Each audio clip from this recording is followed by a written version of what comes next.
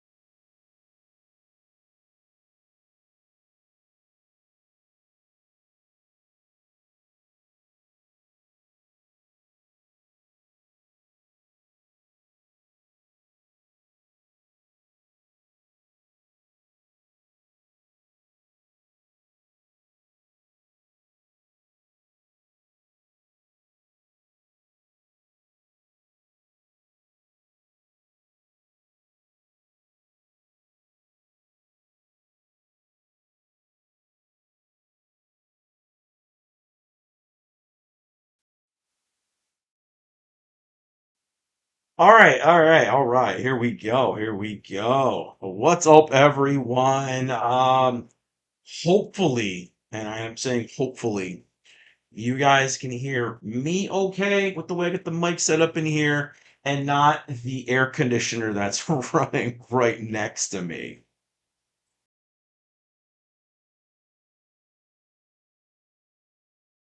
And going by my sound test, I think we're good. So, what's up, guys? It's Tony, and I'm back with another Caffeinated Collector, and you know it, I got my coffee. I'm ready to go. And we got a couple of things to talk about today. A lot of stuff. Nothing crazy and major. There's been some stuff obviously going on the internet. Twitter's been going kind of wild, but you know what? That's just another day. So there's some things, some geeky things, some nerdy things we can talk about. We can nerd out about obviously today. I did obviously get things back on track this week and got some figures to show that we did highlight, obviously, over the past week, like we usually do here in this segment. Last week was very, very light, guys. I think we only showed two figures, but I'll be damned if we didn't talk like crazy in that stream. So that was a good time. So again, I'm asking everyone today to bear with me. We have this insane heat wave going on right now. I think it's 100 degrees today. So it's toasty. And then tomorrow it's gonna drop back down to like 50s and 60s. So it's been crazy this week. Yeah, I don't know. I'm hoping they're saying expect brownouts and things like that because of the heat. So if we do lose connection and things just kind of peter out, I apologize. It's not going to be on me. But fair warning as we start to stream up. This is kind of where we are, right at this moment. So yeah, man, yeah, we got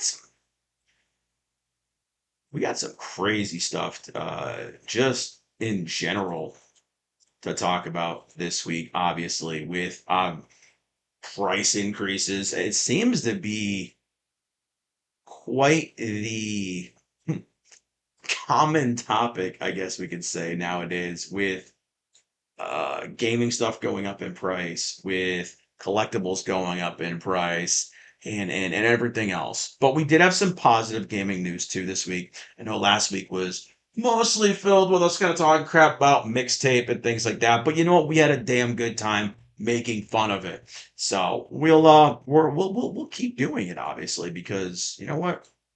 It's fun. But yeah, so hopefully everyone's doing good this morning, probably doing better than me. That's damn good coffee. Oh, Tim Hortons, man. Tim Hortons, man. Canada, that's the one thing I miss about going to Canada is going to Timmy's and getting some Tim Hortons, man. I used to drive up to Montreal all the time and party. Tim Hortons, oh, that's where it was at. So I gotta import that coffee, you know. But that's some good stuff.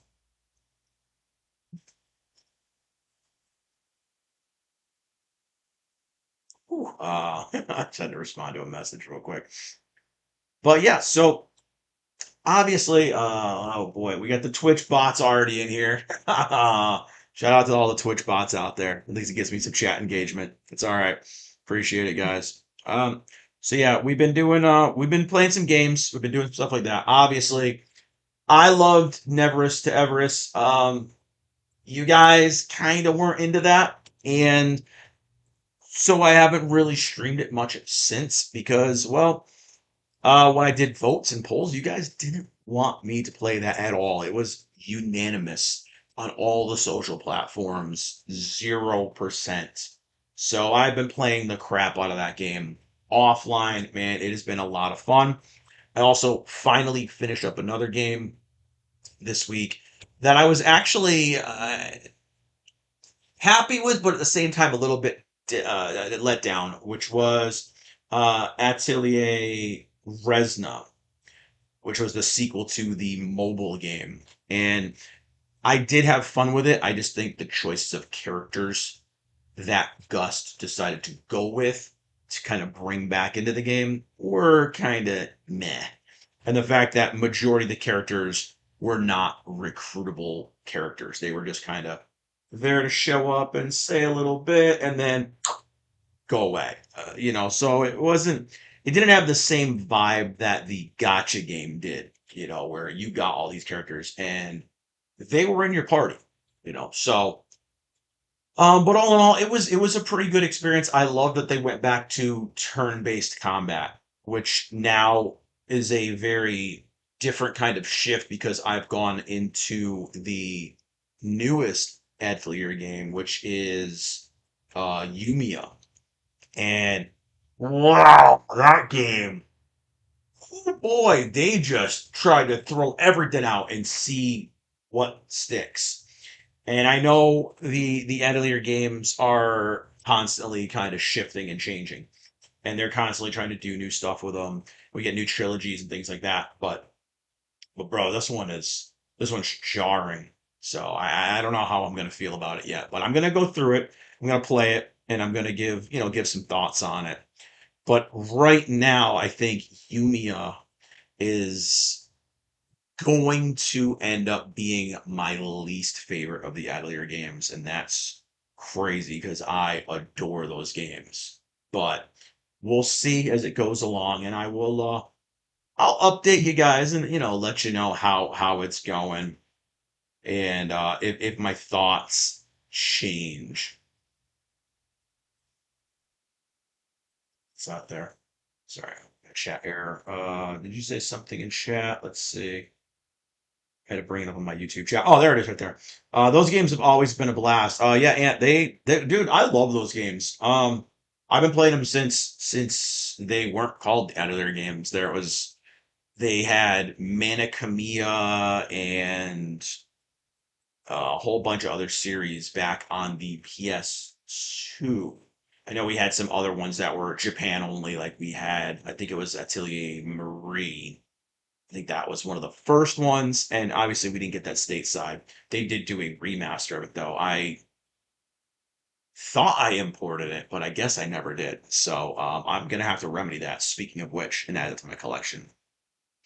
But yeah, as far as other gaming stuff, still been doing Pragmata, which I'm going to hopefully, guys, after this stream, as long as it doesn't get too crazy, in the house and everything else with the heat, I'm going to attempt to do another stream after this one ends, probably about an hour or two after this one ends, like I did previous Tuesdays, where we're gonna go back and we're gonna do a game stream. So we're gonna be doing more Pragmata today, a little bit later on, and more Zenless Zone Zero content too, as well, because they updated that. We got a new story, so I gotta pray to those gotcha gods and see if we can pull another new waifu, which, according to my last stream, not happening.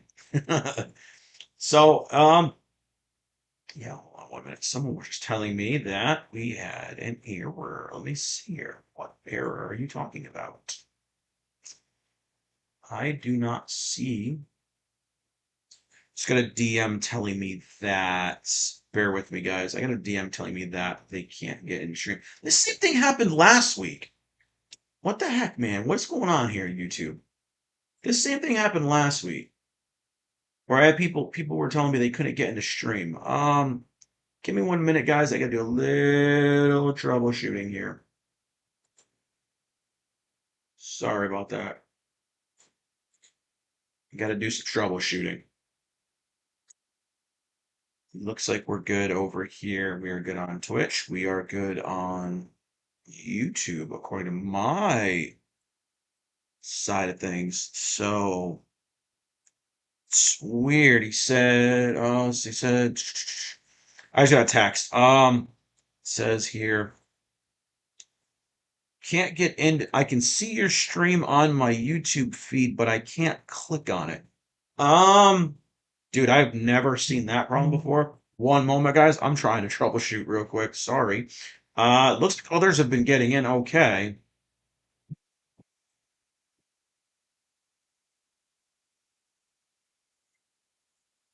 It says fine here. Yeah, you got in just fine, right? Okay.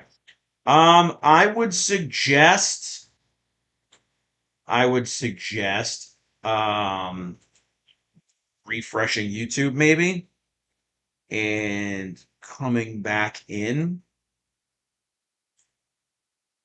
So that's all I can think of, man. Sorry. And if you can't get back in, let me know and I will see if I can help you out there at all. I don't know. I have not had that problem come up at all. So yeah, I don't know. I can't really help you out too much there, buddy. But yeah, let me know if you can't get in, and I will see what I can do. But yeah, looks like we're fine over here. So I apologize. I guess you can always watch it in a browser, right? But yeah, sorry about that. Looks like we're fine over here. So, all right. Apologies for that, guys. Yeah, so all right, so we did again have some figures this week, and unlike last week, we did have some figures to highlight, and there were some good ones. So, oh God, I hate this.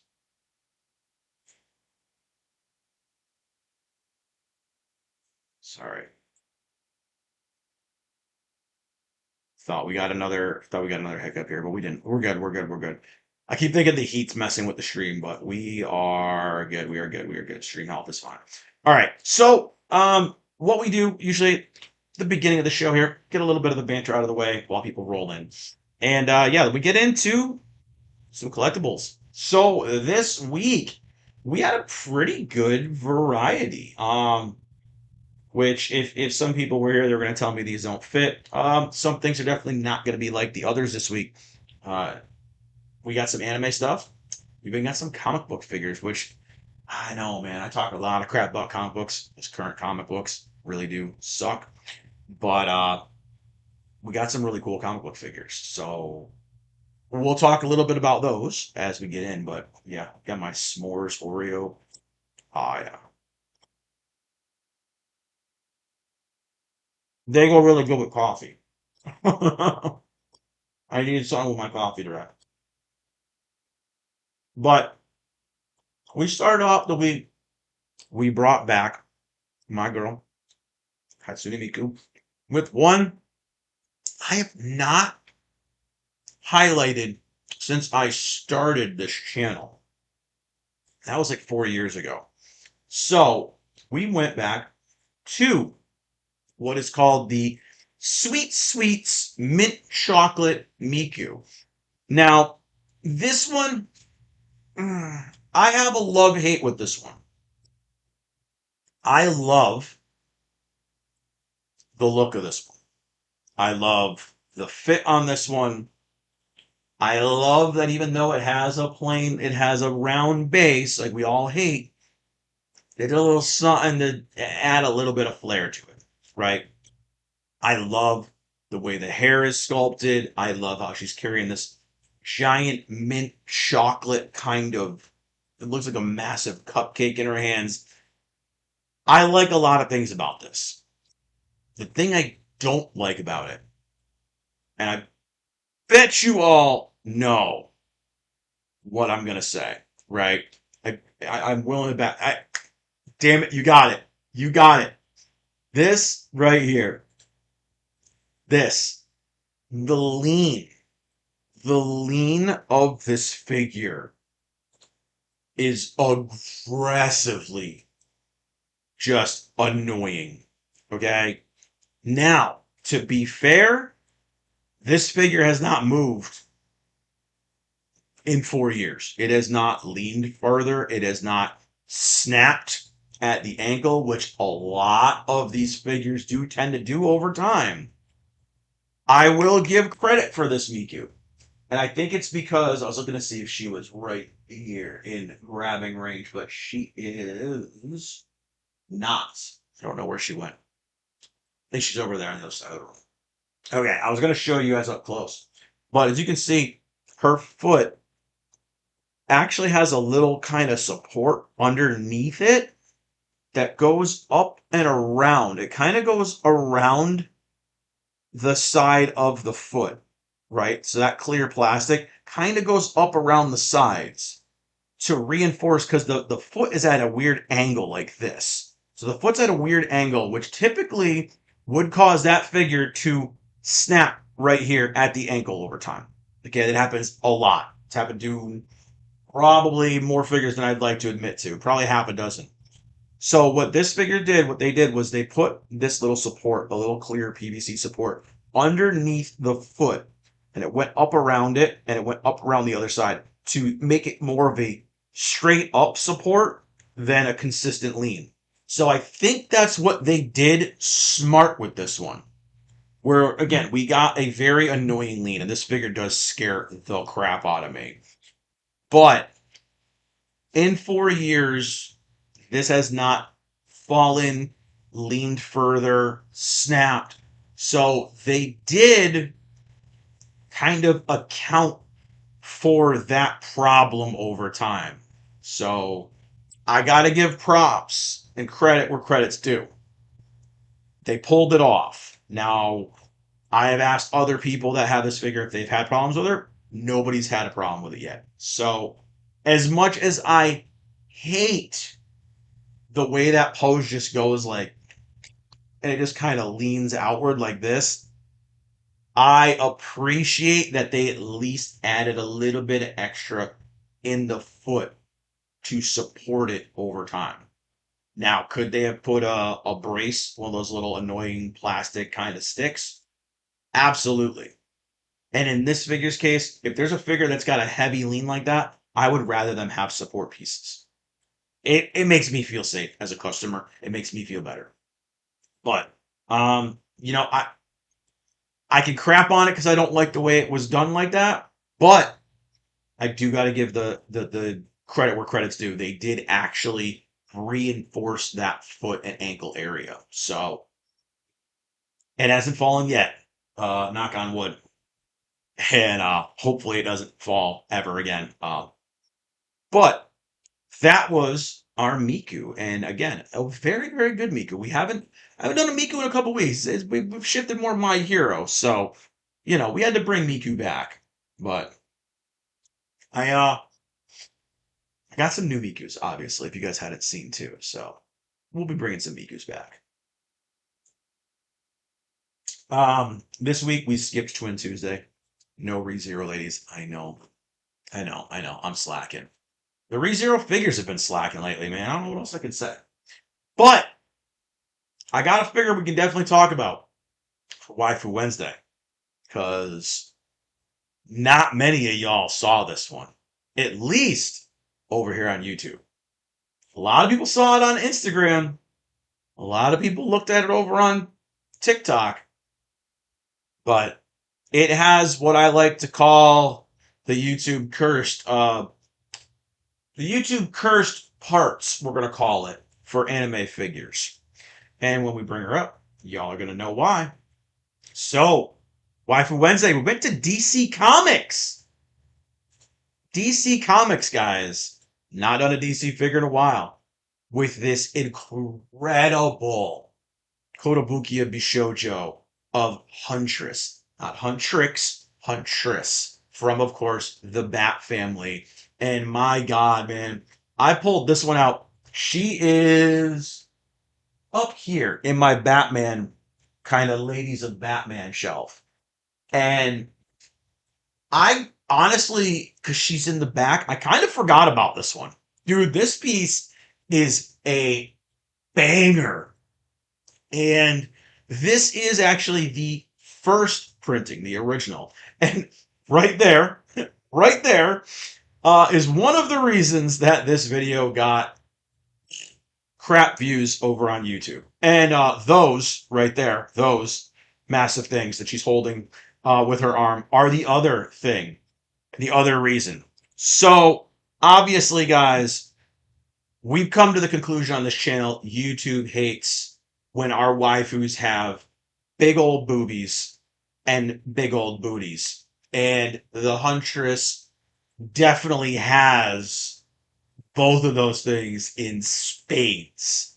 Now, if that butt was completely covered, those cheeks were contained, I think this figure would have performed a little bit better over on YouTube. Because as of right now, let's go into the analytics here. She has gotten, since Wednesday, a whopping 15 views, where everything else has gotten hundreds to thousands of views. So again, it is the thing I say with YouTube a lot, where YouTube isn't AI flagging my channel, but YouTube definitely F's up the reach of figures and collectibles based off of their build / fit. So I say my channel is actual living, breathing proof of it. I can show a fully clothed, wearing a character wearing we could put her in a nun costume, right? Hey, what's going on, JT? How we doing, buddy? You gave me a chance to stuff my face. I appreciate it. Yes, we will have some slime figures. Getting ahead of me. We're on Wednesday right now, so we're on Waifu Wednesday. That'll be next. But talking about why YouTube hates big boobies and big booties on our anime girls. So,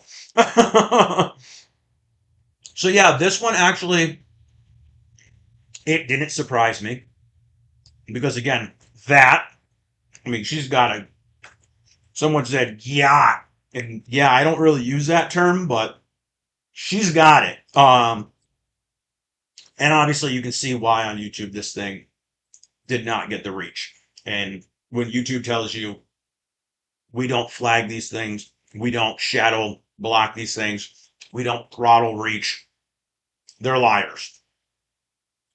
And I'm going to say that in full confidence now because I'm not just streaming on YouTube anymore. I'm streaming on other platforms. So I will call it out. I call it out all the time.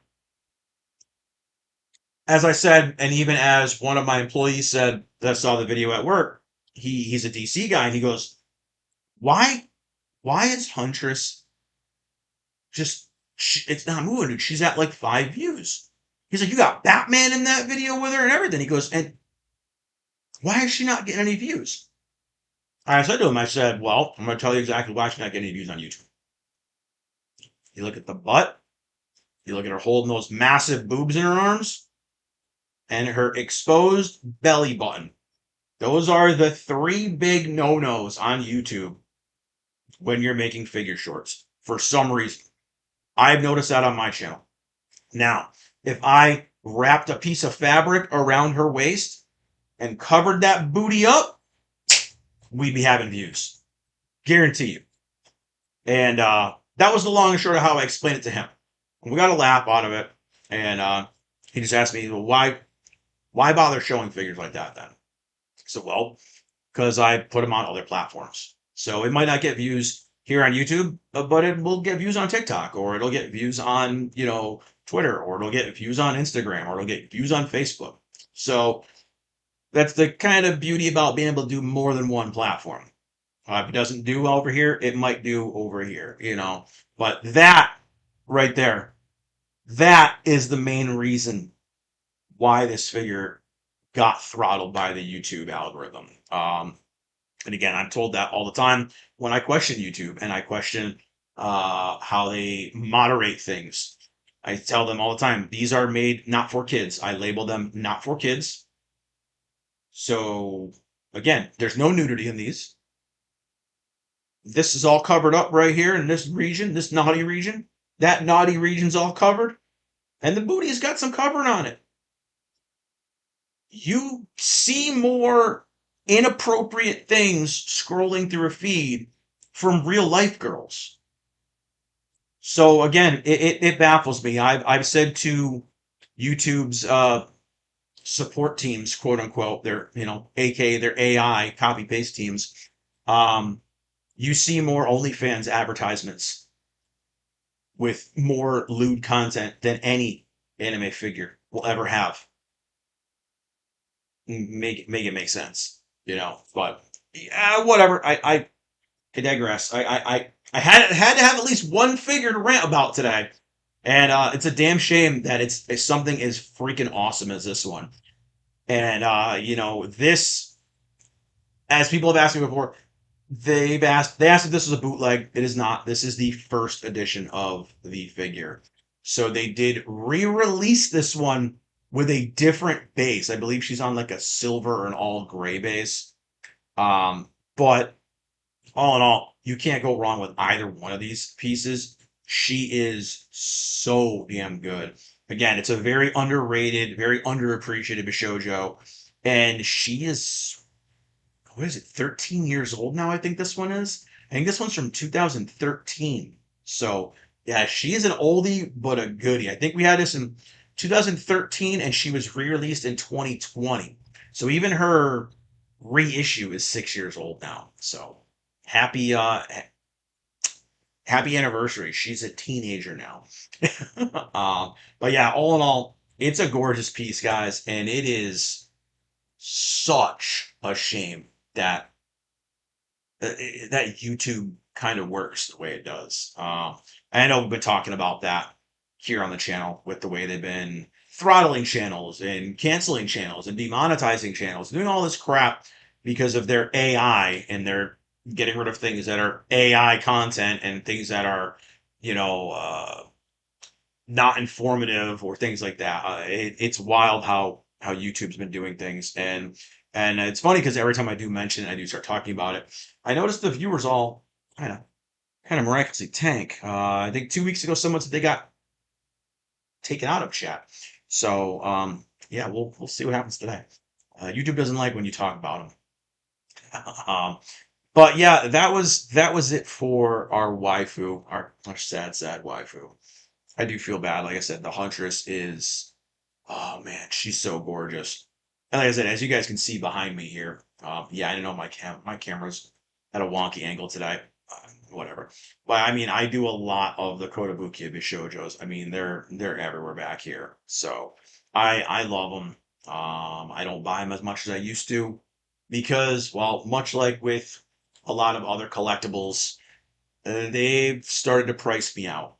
My two favorite lines that I've covered since I started this channel, Kotobukiya Bishojos and Iron Studios pieces, they have started to price me out to where the only time I get them now is if they are on a sale.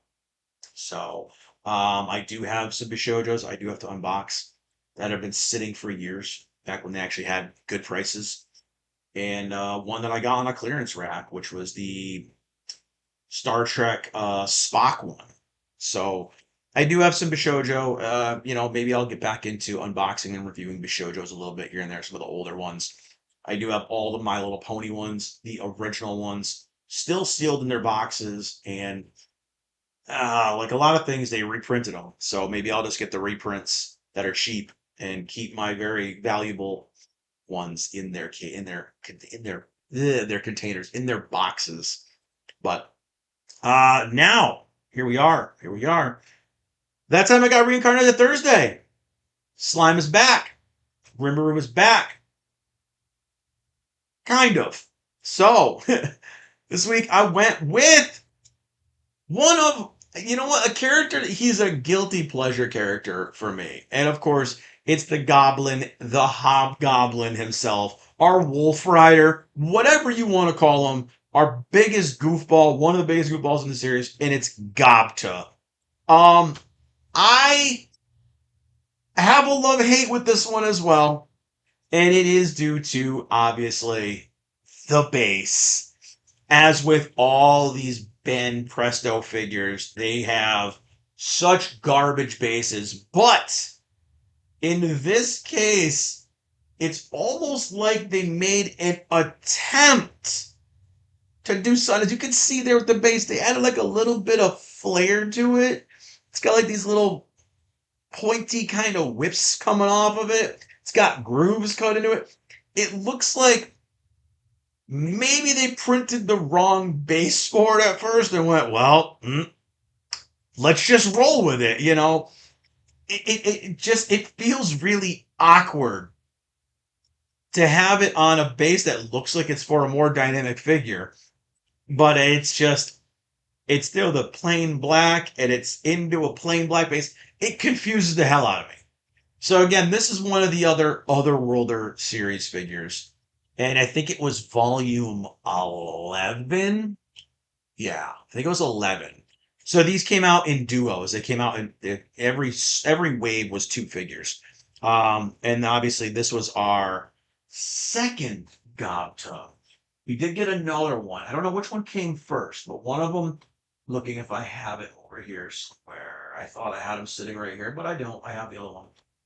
They have another one where he's kind of got his arms out. He's kind of in like a pose. Not as cool, not as dynamic as this one where he's kind of jumping up in the air. Um, I really like this one. I hate the base, but I can appreciate, whether it was a screw up or not, that they did add a little bit of flair attempt to it rather than just the black post going up his butthole. You know, so I say this is the most uncomfortable figures ever because they always got something jammed up in their anuses, or like right up shoved up into their freaking thigh. You know, it's one of those weird ones. But you know, I hate the bases on a lot of figures so much. And I know you guys, I say this almost every week, especially because again, I do a lot of prize figures, right? I always tell people, buy what you like and buy what you can afford. Those are the two most important things in collectibles. Buy what you like, buy what you can afford, right? Not everyone can afford to buy, $200-$300 figures. Not everyone can afford, up here the six, seven, $800 pieces. Not everyone can afford to do that. Hey, what's up, Kyle? What's going on, man? Yeah, man, we missed you, man. You missed some good streams lately, buddy. We've had some doozies. It's good to see you, man. Good to see you. Hopefully everything's been doing all right. Just ranting about ugly figure bases right now.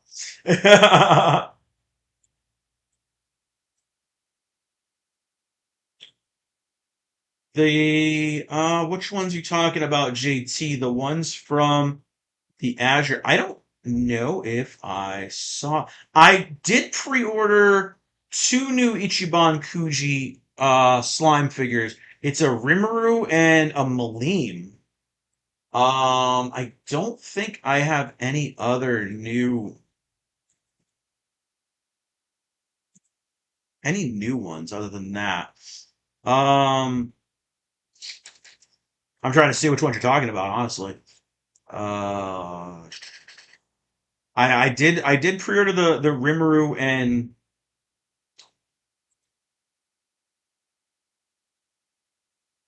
yeah, but they don't have new figures from the new movie, did they?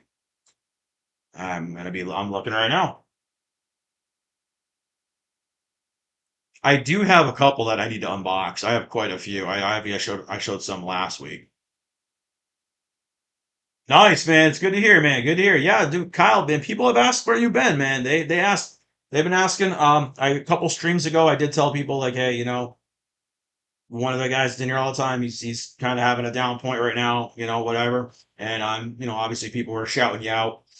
But yeah, it's good to hear some positive news, man. It's good to hear. We all been going through some stuff these past couple of weeks. I mean, I'm right there with you.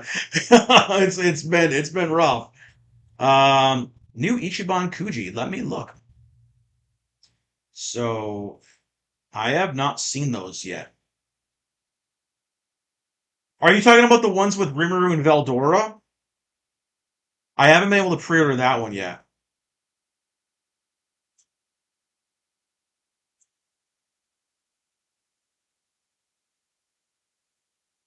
Yeah, man. Hey, it's like I said, we got a small community here, but you know what? Everyone kind of sends out the well wishes to each other. Are that's kind of what I like. I like that. I like that. We got a little community, man. But hey, we're getting there. JT, let me know what the name is if you have the name of it. And I'll look it up because I have not seen a Kuji figure from the movie yet. I can show you the ones. I can bring up the ones I'm going to be getting that I locked in my pre-orders for. Let me see if I can bring these up.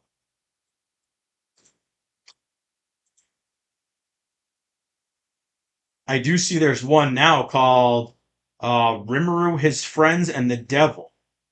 And there's a Rimuru Dungeon Veldora. That I have not seen yet, so I'm definitely going to be getting that one. Hey, what's going on, Lily? How we doing today? Oh, we're going to talk about Horizon 6 today. Let me get Gob off the screen, man. Goblin, he's been on the screen a long time. Um, we got a little sidetrack. Let's see. Are you talking about this one, JT, right here? You talking about this guy? Because this, I didn't even see this one yet. I'm gonna have to pre-order this one. This is badass. Rimuru, His Friends, and the Devil, a Rimuru and Veldora dungeon figure. This one actually, it's available right now. I didn't even know this one came out. So is this the one you're talking about? Because that's badass. I like that. I like that one a lot, and I don't know if it says any other ones. No, it doesn't. That one's sexy. I like that one. I'm not gonna lie. No, okay. So that time I got reincarnated this slime, the movie Tears of the Blue Sea, Kuji. All right, let's see.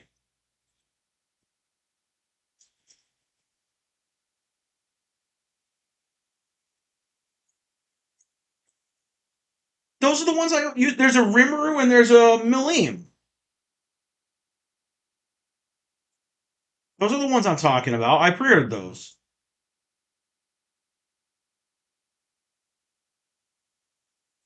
We got this one, and we got. I'll show you because I pre-ordered them.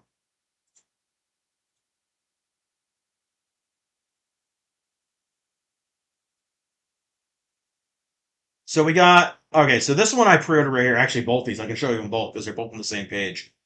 So we got this one right here. It's Malim giving love to a Rimuru squishy, you know. Oh, the last prize? Oh, okay. And then we've got the Rimuru one right here, which is him kind of doing like the summon circle. So those two I have on pre-order. I have not seen the last prize. I'm going to have to look for it now. Oh, it's just that one with Gobcha flying. I see him right here. Okay. That's probably why I went by it. It's very negligible, if you look at it. So here's the one that JT's talking about right here. It's got the little Gobta hanging off the side of him. So instead of having the summon circle behind him, it's got a flying Gobta. I don't know how I feel about that one. I don't know if I'm gonna want to pay the extra money, but I can get it off Jump Ichiban, so maybe I will grab it. Their shipping is hit or miss sometimes. Is that the one you're talking about? Okay, I have the standard version of it coming, obviously with the summon circle, but I don't have the that version. But I like that one I just showed you with him sitting on the castle with Veldora. That's sweet. I didn't see that one before, so I will. Ooh, I'll definitely be trying to get that one. I like that one a lot, so I'll be trying to grab that one. But you got it, man. You got your wish. You got some slime stuff. Showed some slime stuff, and I do have a slime unboxing for this week as well. It's either gonna be Hinata or Valentine. I'm gonna let you guys guess which one it's gonna be. I showed them I think last week, or the week before that. So yeah, we're gonna have a slime unboxing this week, slime review. Now going from slime, we're gonna go away from anime again.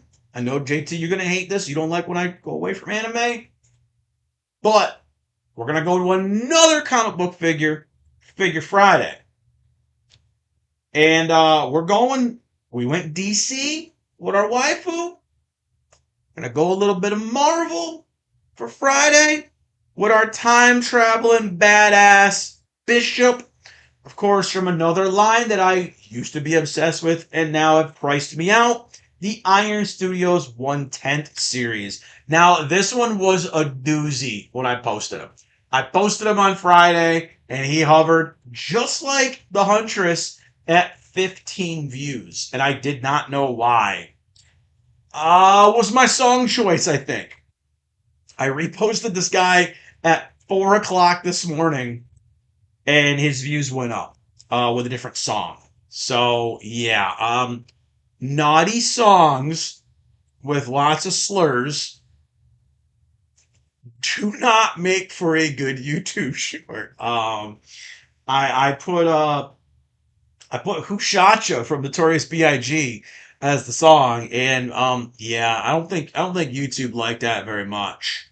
They throttled the dog crap out of him, and you know I changed the song to the X-Men theme, and his views went up. So this piece is again part of the Iron Studios 1/10th scale Sentinel BDS series. That is the Sentinel Battle Diorama series.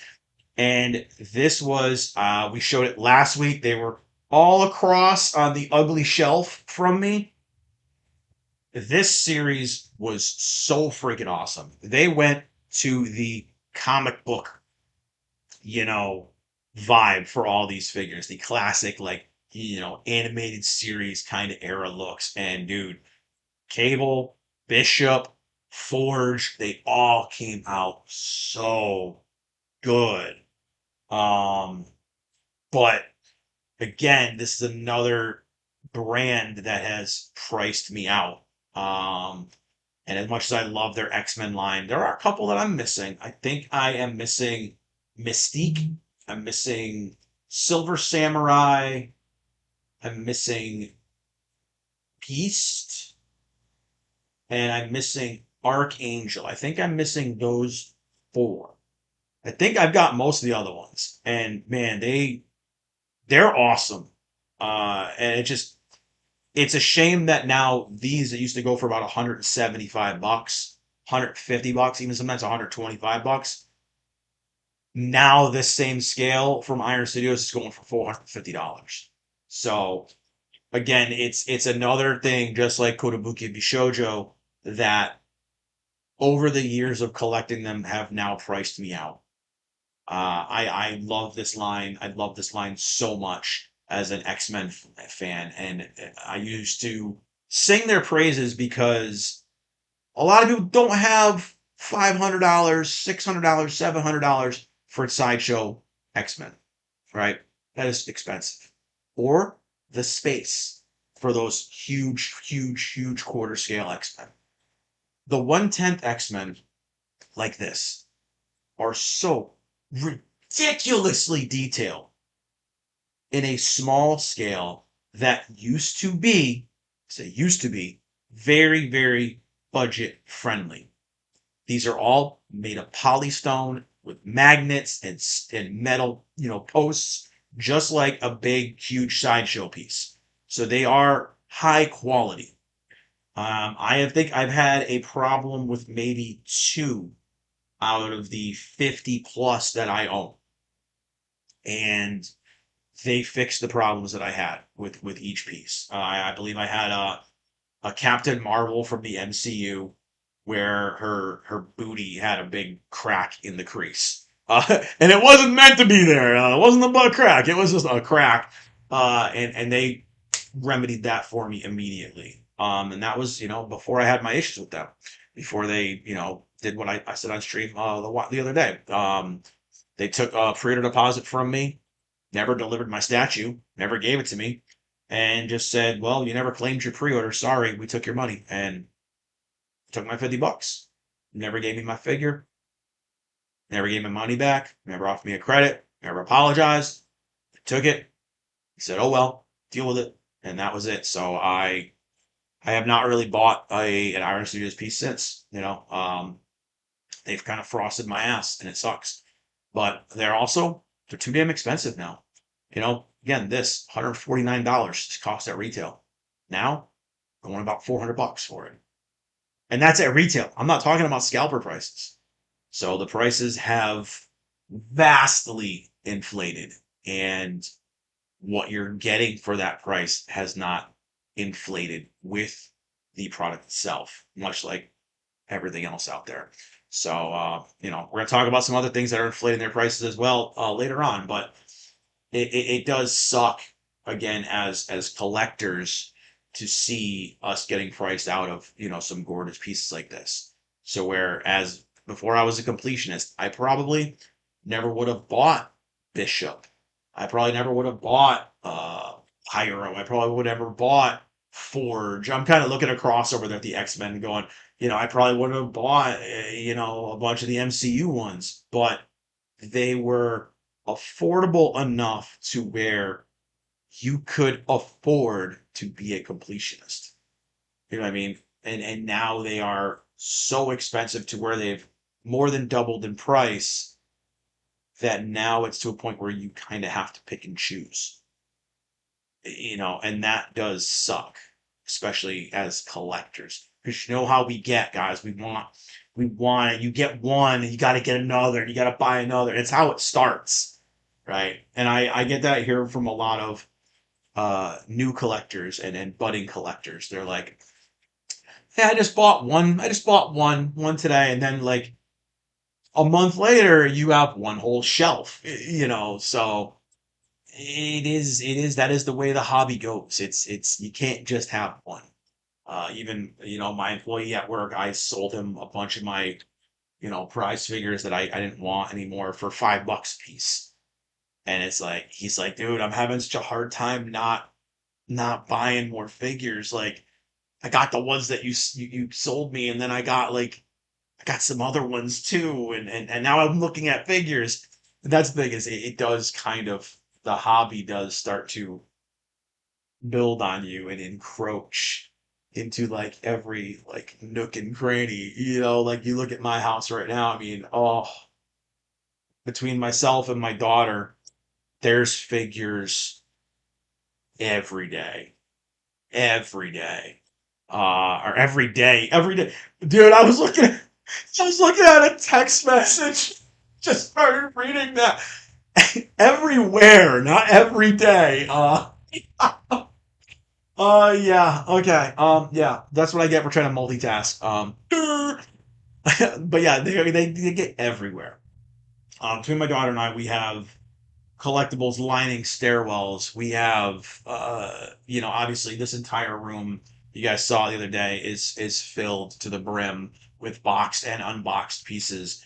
My bedroom is lined with figures. That's why I can only date nerd girls because normal girls, like regular girls, dude, they're gonna look at that room and they're gonna be like, "What in the hell is wrong with this guy?" Otaku girls, they're gonna look at it and be like, "Oh my god," they don't want to leave.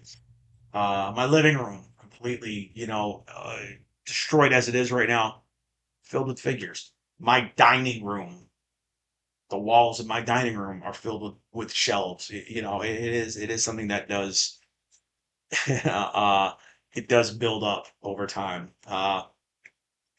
It's not a bad hobby though. It is a hard hobby now just because of the way the prices have continued to go up. But it's just something we got to deal with. What's up, Loud Boy? Yeah, we're gonna talk a little bit about some Sony stuff. I mean, I got my Sony shirt on. We could talk bad about Sony a little bit. We're gonna do that a little bit later. But we have one more figure. One more figure. I know we've been getting sidetracked, but we brought back Saturdays with the little schoolgirl Saturday from the quintessential quintuplets. Oh wait, no! Oh my God! Did I really post the wrong figure? I did. Okay, I apologize. I posted the wrong figure. We're gonna have to go ahead and we're gonna have to correct this right now. Ichika's going away. There she is. All right. So we went to a little anime called My Teen Romantic Comedy SNAFU, right? Dude, I was just on like autopilot right there, just going. Um, so this obviously is Yukino. Now there was Yukino in that series. She is the more prim and proper kind of model student in the romantic comedy anime, but she does have a little obsession with the kitty cats. Hence why in this piece we had the cat ear version of Yukino. Every time I want to say Yukino, it's Yukino. And I freaking love this one. I think the Corful line is another great, great, great, great line of budget friendly figures. And, we don't have a lot of lower end figures from this series. And it's not really a rom com series a lot of people talk about. You have the big ones. You have Kaguya sama, you have Mighty Suck Darling, but a lot of rom coms kind of come and they kind of just slap out of the zeitgeist. This is it's a pretty, it was a pretty popular series, and it's faded out since, right?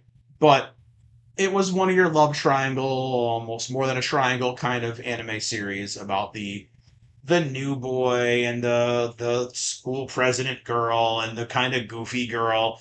You know, Basically, if you've seen any anime rom coms, you've seen them all, and they're all entertaining. I cannot. I watch them all the time. I love them, but this Yukina is probably one of my favorites. I have done the pop parades, and they were actually some of my most disappointing pop parades that I've reviewed. This a $20 at the time Corful title prize figure outdid any of the other figures that I've had of these characters. And I love it. I mean, maybe it's just because the cat girl thing. I don't know. I hate cats, but I love cat girls. You know. But yeah, we kind of again we have so many rom com animes that not as many stick with people over time. We don't really get as much breathing room. They're kind of always coming out, right? And they're good. They're great to digest and kind of just move on to next thing. Like Rent a Girlfriend, the show that just keeps going on that I loved season one, but God, oh my God, make it end. It's one of those ones. But I did really like this. Again, I wish maybe we would get another Teen Romantic Comedy series. I think there were three different series, all with the same characters.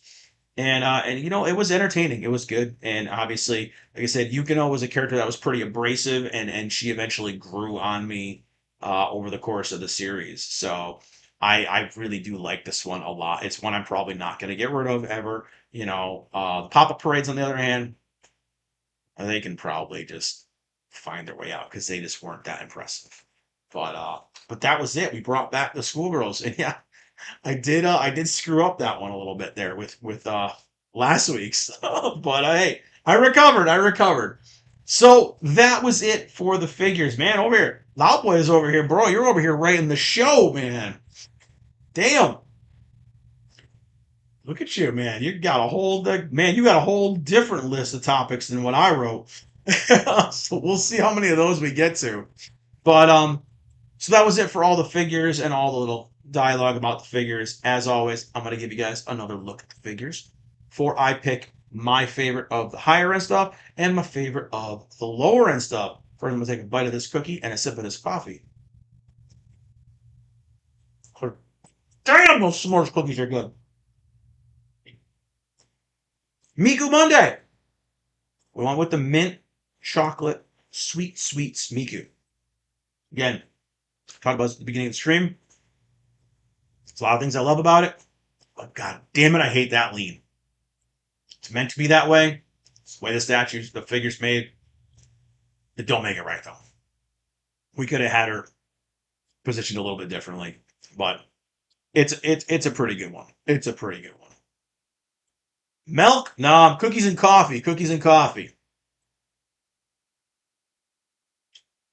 Cold coffee because it's sitting in front of my air conditioner right now, but it's 100 degrees, so I need it.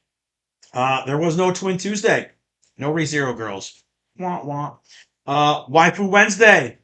The throttled, unfairly throttled by YouTube, Kotobukiya Huntress the Shoujo. And man, I know I already talked enough about this one today, but damn, she is thick in every freaking positive place a figure or woman could be thick in. I love this piece. I think it's so well crafted. And it is 100% Gooner bait, and I don't care. I'm all for it, man. She's she. You're talking about where's the milk? Well, it's right here. She's holding two big jugs of it. And yeah, she's got cake to go with it, guys. She's got cake to go with it. Look at that. But yeah, we talked about this already today, and how unjustly throttled she was over here on the channel. And so we're gonna show her again. We're gonna let you guys soak it in because she's gorgeous, and I think this piece deserves as much screen time as it can get because again, I love the Kotobukiya Bishojos. I think this is a very underrated piece, and it's a very slept on piece. Thursday, the boy, but the boy Gopta. And I had to shout out the boys from Necrogoblicon in my short. I didn't mention that earlier, but I actually got them. They reshared my post because I had one of their songs jamming out to this, man. If you haven't heard of Necrogoblicon, man, check them out. They are a very, very, very entertaining band. The lead singer actually is in a full goblin costume. Freaking awesome, awesome, awesome band. Love it. And then Figure Friday, of course, we just talked about it. Bishop, our time traveling boy from the X-Men universe in his classic gear with the amazing diorama base. Awesome, awesome, awesome stuff. And then we finished off the week, obviously, the correct piece, the Yukino from My Teen Romantic Comedy SNAFU, obviously in her kitty cat ear version, which I freaking adore. Think she is super cute. And since she's so cheap, guys, I can highly recommend her. So those were all the figures this week. Did I get free coffee at Dunkin' using the app? No, I don't. I'm not. I know people are going to hate me for this. I'm a Massachusetts guy. I'm a New Englander. I know I don't have a Boston accent. I know. I'm on the other side of the state. We don't have accents. We sound more like New Yorkers on this side of the state. Um, I don't really do Dunkin'. I don't. I know. Massachusetts people are gonna be ashamed of me. I'm not really a Dunkin' guy. I'm a I'm a make my own coffee at home guy. And God, it smells so good. Oh, this is Tim Hortons. It's Canadian coffee. It's Timmy's. It's good. Um, I used to be a Starbucks guy. But now I'm a local coffee shop guy. I love going to my local shops and getting a fancy latte or things like that. They always just make it better. You go to Dunkin'. Every time I go to Dunkin', I get the kids munchkins when they have sleepovers, and I'll usually get myself something too. But man, even when you say no sugar at Dunkin', it tastes like they poured a whole cup of sugar in it. I don't know what it is, but I'm not a huge fan. I just can't. I can't do it. I'm gonna keep stuffing my damn face. Yeah, hell yeah, man. I'm stuffing my face, but this right here, Tim Hortons is the stuff, man. Good bless Canada for that. Yeah. Like I said that earlier in the stream when I first brought this coffee out. So one thing I miss about the old days when I didn't need a passport to go into Canada, I used to drive 6 hours up into Canada, into Montreal, and party my ass off up there with my ex girlfriend at the time. We'd go up there and we would rage because it was 18 and up to party. We'd go up there. I was 21. She was under. She was 20. We'd go up there. We'd drink. We'd party. We'd club. We'd hang out. We'd do stuff. And guess what we'd do on the way home? We'd go to Timmy's and we'd get some Timmy's. And it was the best thing ever. I used to love it. I used to look forward to going to that crap hole that was Montreal, man. Dude, it was a dive bar that we'd go to, but man, I think it was called the Rocket. Dude, I got my tire slashed there twice because I was American with a hot girlfriend. But I was okay. I got my coffee after. So yeah, I love me. Man, we can do a whole stream about coffee, man. I love me some coffee. Shout out Tim Hortons. If you guys want to send me some coffee, I'll take it. Um, do I have Oz Production Studios PVCs? No, I'm not familiar with that brand. But I will segue into my favorite figures of the week because we already showed them off. We went on a whole side talk about coffee there. Um, my favorite higher end piece this week, two Kotobukiya. No, I got a Kotobukiya and an Iron Studios. And you know what? As much as I love Bishop from the X-Men, because I just want to show her again. Because why not? I gotta give it to Huntress. I gotta give the win for the higher end stuff to Huntress this week. She's gonna beat out Bishop. I know. I feel I feel ashamed right now for even saying it because Bishop is such a damn amazing piece. But I gotta give the win. Look, look at that. Come on. How could she? Come on. Of course she wins. Of course. I'm afraid. Yeah. Just there's no words. There's no words. She wins. She wins. I mean, Bishop could have some cake too. Not like that though. Not like that. So Huntress is my high end pick of the week this week. Um, Shame that a lot of people didn't see her, and you've seen her several times now on the stream today because I like her. And as far as the lower end stuff, well, I'm gonna do something that's gonna disappoint me. Gonna disappoint a lot of people. Normally I would pick Hatsune Miku, but the lean I know it's by design, but that pose bothers me on that mint chocolate Miku. So I gotta, the big upset today, I gotta give it to Yukino. I gotta give my low end figure to Yukino this week. The schoolgirl, the cat girl, the super adorable pose. I gotta do it. Sorry. Sorry, Miku. Someone take my Miku card away. She didn't win. She didn't win it this week for me. This one did it. It just gets me. I love it. I think she's a great piece. And I think it's a great show. I think people should watch it. Definitely give it a watch if you guys like rom-com anime.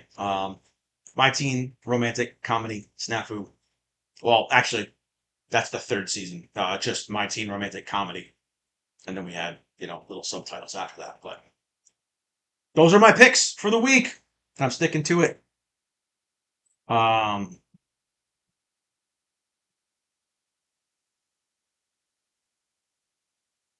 Did I just read that right? Hold on. Say Huntress all day? Yeah. Huntress all day. Yes, yes, yes, yes. We love it. We love to see it. We love to see it. And all right. So we got some topics to talk about. I threw a couple of things in there. There's a lot of things I was going to talk about this week. We'll see what we get to, what we don't. Um, I don't even know if we're going to get into the stuff that I put in the title. We'll see. I just threw some titles in there. Um, but the first thing I do want to talk about is these guys. These guys right here. These guys right here. They just, I love Sony. I love Nintendo. God damn it, they keep shooting themselves in the foot. It's like they take a step forward and they're making me happy, and then like they just they fall down a flight of stairs in things that irritate me and make me sad. Like it's not even a step back. It's just like they stumble down a freaking flight of stairs. Amount of steps. It's just oh, dude, they're both frustrating the hell out of me right now. And we say we talked about Nintendo last week with the Switch 2 increasing price again, even though people aren't buying them as much anymore. Okay, it's Nintendo. Nintendo's going to Nintendo at the end of the day. Nintendo's going to be just fine. So let's see here. We're going to go over here. I'm going to go over to Game Informer. We'll talk a little bit about a little Sony thing that a lot of people are making a big deal about. So I got to talk about it. Even though, again, it's a thing, doesn't affect me. I don't buy PlayStation Plus. So, here we're in Game Informer. Sony will increase PS Plus prices later this week due to quote-unquote ongoing marketing conditions. It's not hardware. It's not software. I just know it's gonna to me it's gonna boil down to bandwidth and things like that. How expensive everything is to maintain. It's my opinion. Well, let's look into it. Roughly a month and a half after Sony announced price increases for the PS5, the company will raise the prices of their PlayStation Plus Essential. Both 1 and 3 month subscriptions will increase starting May 20th due to quote-unquote ongoing market conditions, according to the announcements. Starting May 20th, the price of a 1 month sub will increase to $10.99 from $9.99, while the 3 month will go from $24.99 to $27.99. I'm reading it from low to high. Basically, the 1 month sub will increase by $1 and the 3 month will increase by $3. So essentially, it's going to go up by $1 a month for those of you who are math majors, okay? Going to go up $1 a month. Sony notes this price change will not apply. Here's the thing. This will not apply to current subscribers. And most people I know flip out about it are people who have subscriptions already. So again, before you flip out, do your research, be informed. I know we are nerds and we do grab things and we do overreact. I know. But if you're going to make a video about it, you're going to make rants about it, again, make sure you leave all those details in. Because this is not going to affect you if you already have a subscription. It's going to affect new subscribers. Which, you know what? I'm not opposed to it. And I'll explain why after we read this. It won't apply to Turkey and India. So you guys, in your call centers, you're going to have to pay more. Sorry. Unless your existing subscription changes or lapses. As for the ongoing market conditions, Sony keeps it vague, but it's likely alluding to rising memory costs due to the AI buy-up, existing economic and market struggles, no, and tariffs implemented by the U.S. president. It doesn't have to do any. Oh, I almost just went on a gamer word rant. It's got nothing to do with tariffs. Okay, guys? I'm tired of everything being about tariffs. It's going up everywhere. Everywhere, guys. Okay? Turkey and India. U.S. tariffs are not going to make everyone else's prices increase. Okay? Sorry to tell you. There's no tariff on digital goods. There's no tariff on internet bandwidth. It's got nothing to do with tariffs. The other things, the AI, the memory, the amount that bandwidth costs, absolutely. But you don't have your Spectrum rep or your Comcast rep going, guys, we got to raise your price because of tariffs. No. Bad Game Informer. Bad. Idiots. Okay. But the Plus Essential price jump comes after Sony raised the price of the PS5 $100, the digital edition $100, the Pro $150 back in March. It also raised the price of the cloud and remote PlayStation Portal device for $50, right?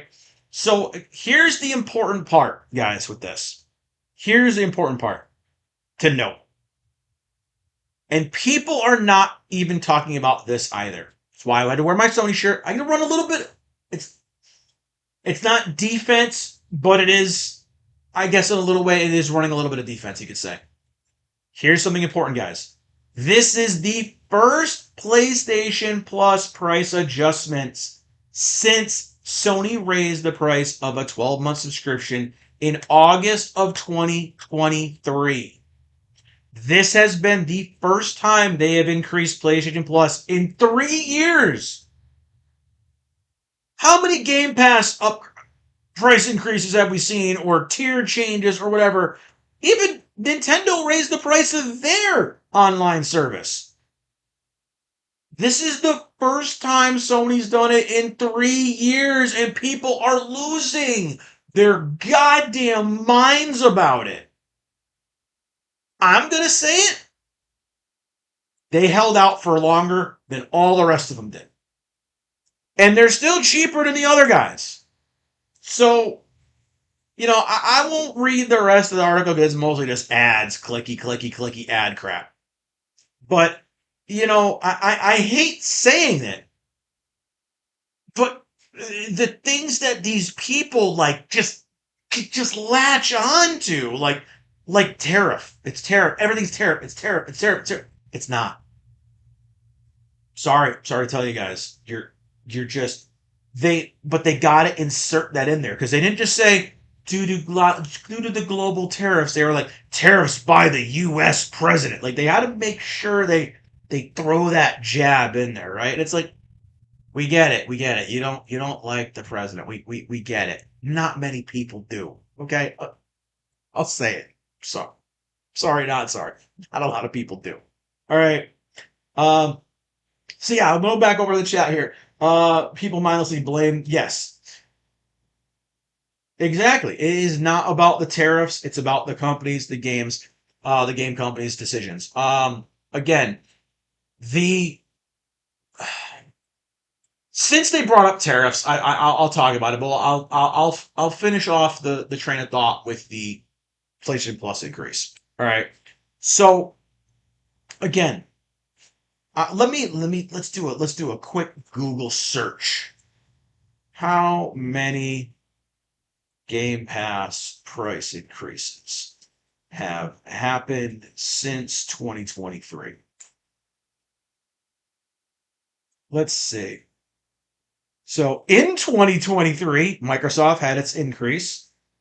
In 2024, they had an increase of Game Pass.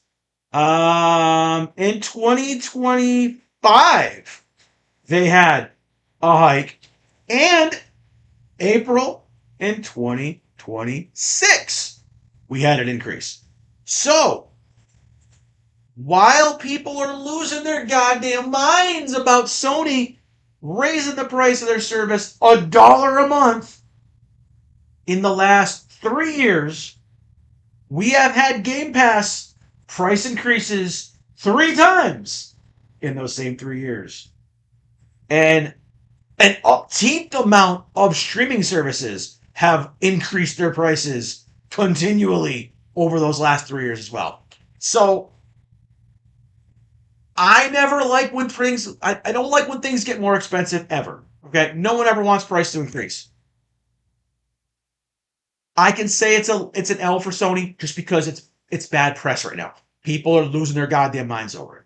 But at the same time, they held out longer than any other streamer, game service, or whatever have you. They held fast over 3 years before they upped their prices.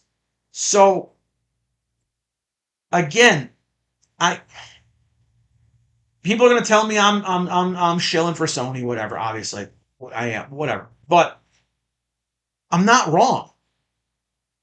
Tell me I'm wrong and debate me on that and tell me I'm wrong. But literally, they held out the longest. And they did the same thing when their first console price hikes happened. We saw Nintendo do it. We saw Xboxes go up in price. And Microsoft wasn't even selling any goddamn Xboxes. And they raised the prices. And then Sony came in and was like, yeah, guys, we got to raise the price of PlayStations. And the internet lost its mind because PlayStation did it. And that's what I always say. When you are the big dog, when you're the guy up top, it's always your fault. Whenever you do something, it's the worst thing ever.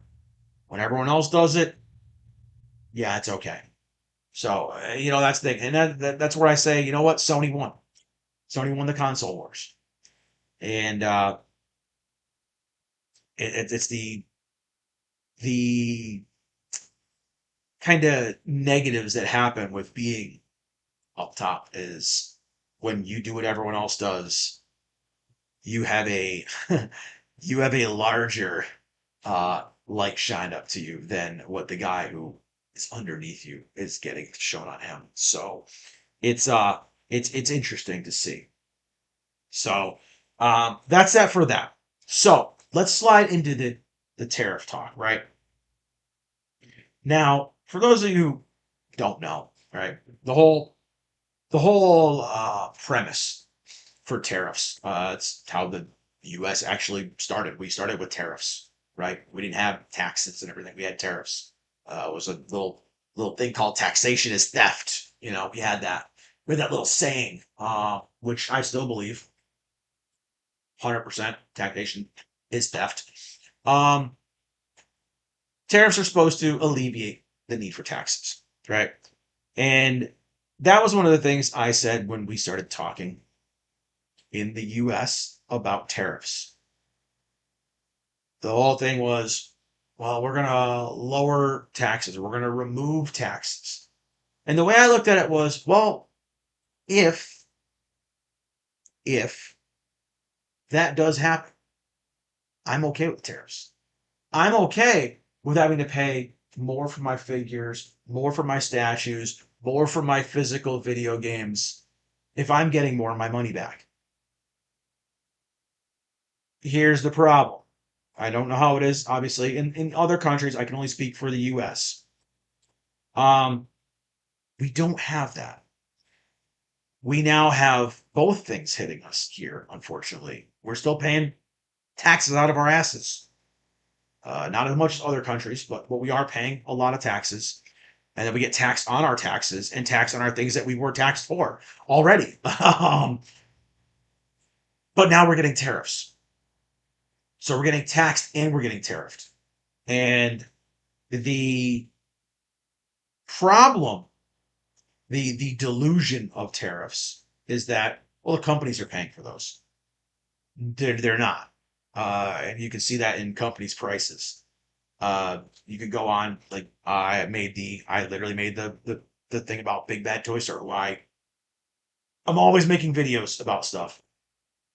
They're always now, they have it listed. You order a figure from them, and it'll say, in red print, plus tariff surcharge. They ain't paying for the tariff. You, me, we're paying for it. But then if you go to the checkout, sales tax too.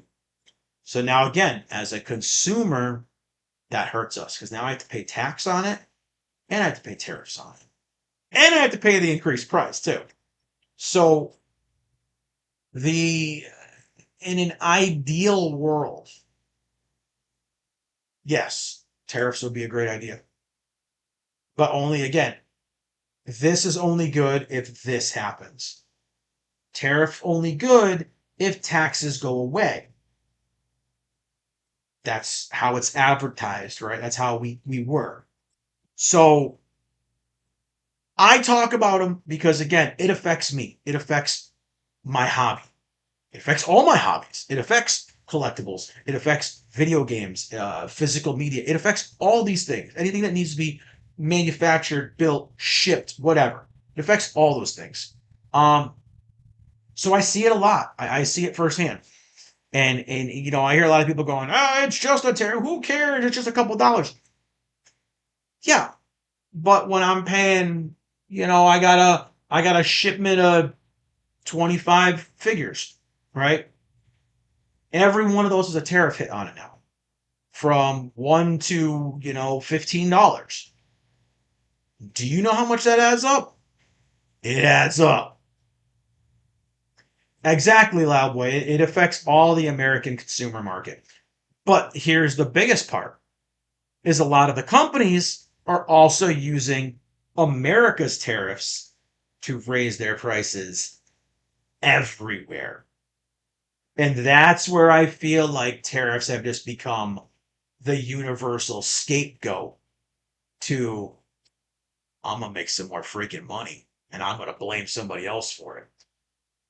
That's my biggest problem. That's my second big problem with tariffs is the amount of people not in the country blaming the tariffs of the country for what's going on with their stuff.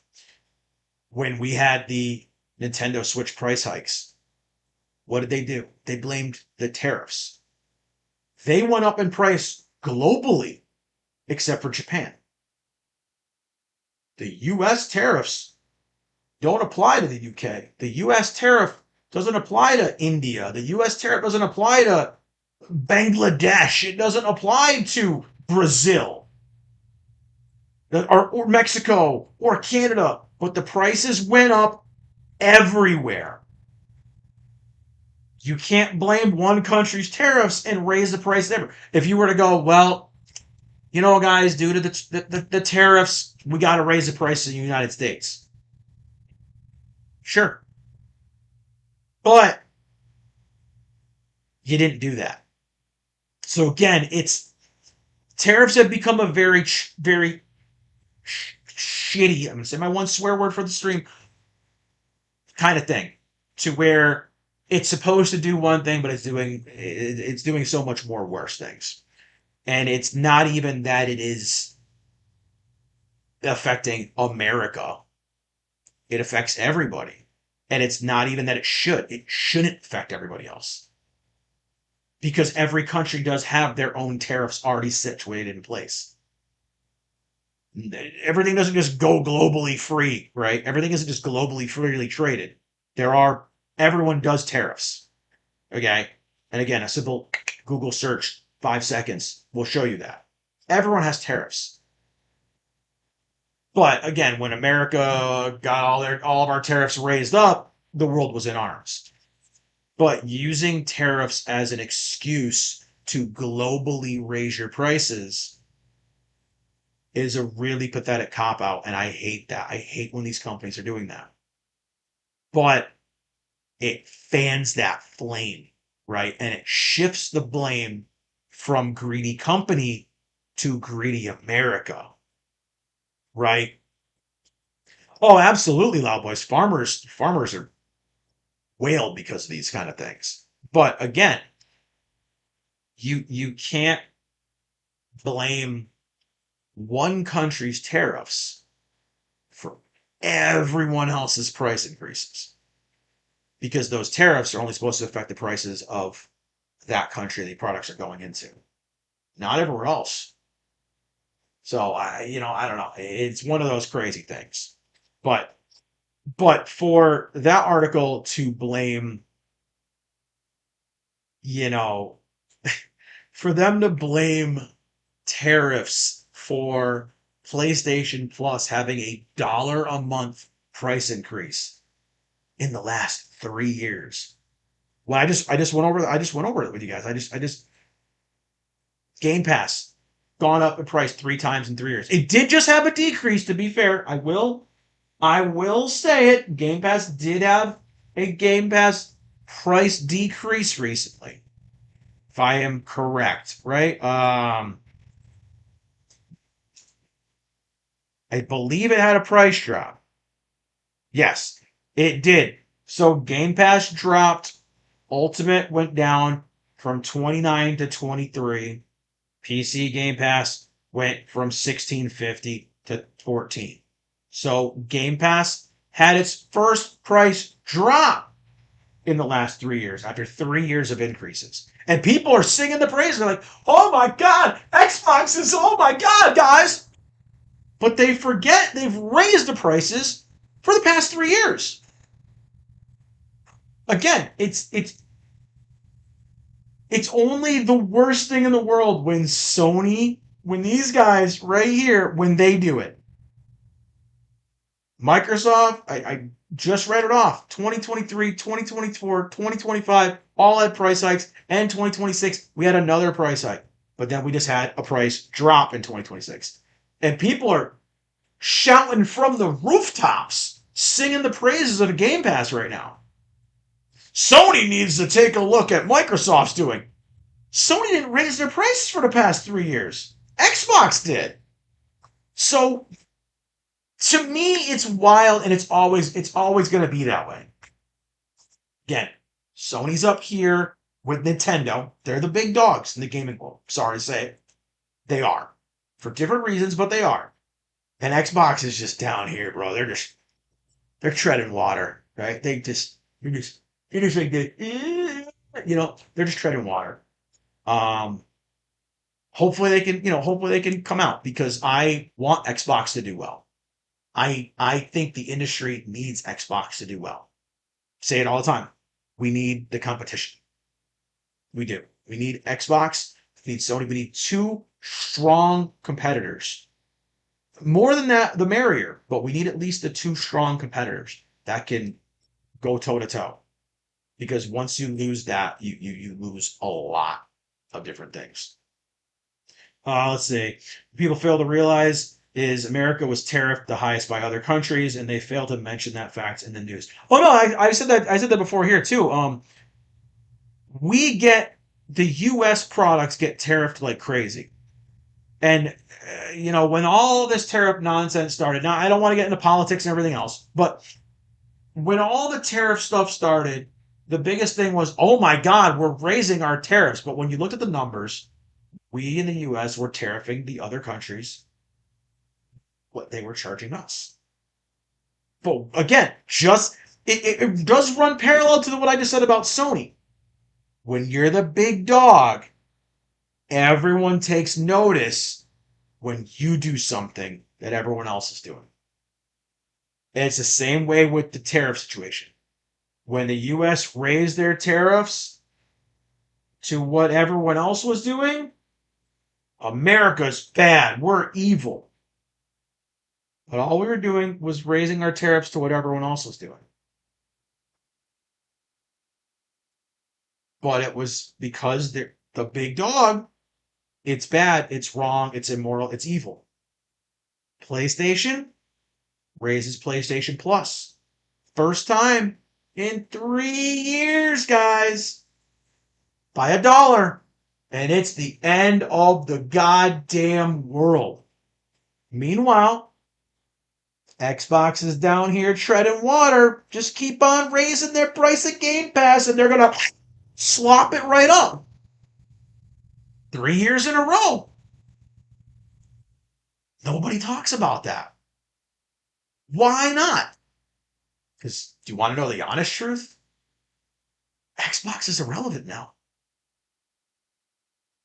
And I don't want it to be. Again, I just said I want there to be competition, but that is the thing. And yeah, Loud Boy, exactly. Keep consuming. If millions stop buying the service, it's going to change. And okay.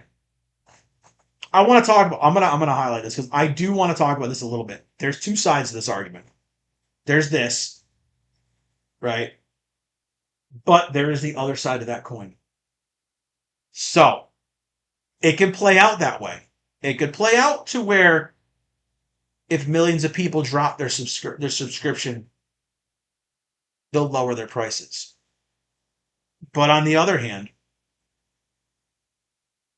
we just spitball this out there, just like we're doing everything else. When the numbers drop, the subscriber counts drop, they're going to raise their prices. And why is that? Because they have to make up those losses now. That's my thought on it. I see what you're saying. I see what you were saying with this right here. That right here. I'm going that way, this way. I see what you're saying there. But I think companies will go the actual opposite way. If we see a drop in our subscriber counts, we're going to raise our prices. Netflix, Disney Plus, HBO Max, all these services, if they get a dip, they raise their prices. They gotta make up those losses. By dropping the price, they're not going to make up the losses. They're going to increase their losses. Sure, they're going to get more subscribers, but it has to balance it out. So it could go this way, but it could totally shift and just go the other way. Again, I gotta play devil. I gotta put out both scenarios there. That is what we would hope, because I say that all the time in the gaming world, where if we don't support something, we don't buy something, we don't pay for something, these companies will learn their lesson. But you know what? God damn it, they're still not learning. You know, we're still getting trash. And some companies are learning, but it is like they are all fresh off the short bus. They're very slow on the uptick and catching these things and adjusting. So I don't know. It's a strategy that should work, but it's a strategy a lot of the companies nowadays, modern companies, I'm gonna say modern Western companies, don't do. And that is one of the biggest things to keep on Sony's ass. That I said, I argued with Twitter, with someone on Twitter about this. Sony was better off when their headquarters was in Japan. Sony's decline started when they moved headquarters to California. That's where all of Sony's problems started. when they shifted from being a Japanese focused company to basically being an American company. When we uprooted them from Tokyo and we put them into the shithole that is California, the cesspool of degeneracy and virtue signaling and just corrupt nonsense. That's where Sony started to decline. And until, I think my exact quote that I put on Twitter was, until Sony moves back to Japan, they're going to keep having more lows than highs. But everyone else is having lows too. So, it's, I don't know. I don't know what else to tell you, but that's my opinion on it. I think Sony had better quality, better control over things, better range, better product when they were Japan first. And the minute we westernized Sony, they fell for the same trap as everyone else. But that's my thoughts on it. And yeah, I know that we went from tariffs to all kinds of stuff. So that was one hell of a segue. Yeesh. What else do we got here? We have we can talk more about Sony. And we can do this. We're gonna go over to IGN real quick. Since we're talking about Sony, let's say something that I think is a good thing, but a lot of people don't agree with me. And that is, of course, here over on the sanctum of game journalism and reviews, that is IGN, that we love to kind of kick the special needs kid while he's down. It's IGN. Something I'm happy about and I like. PlayStation reportedly tells developers that it's returning to console exclusives for single-player games. I like this news. This news makes me happy. A lot of people on Twitter and Reddit really pissed off. But I like this. Don't expect Intergalactic to come to PC. Don't expect anyone to buy Intergalactic. IGN, this is... Bro, I'm agreeing with you, and then you gotta follow up with the next sentence, bro. God damn it, IGN. I'm trying to... I can't even wear, man, dude. I almost had an aneurysm. Okay, we're gonna disregard that second line. Nobody's buying Intergalactic. Nobody wants the game. Nobody cares about the game. Ugh. Anyways, let's forget that sentence even happened.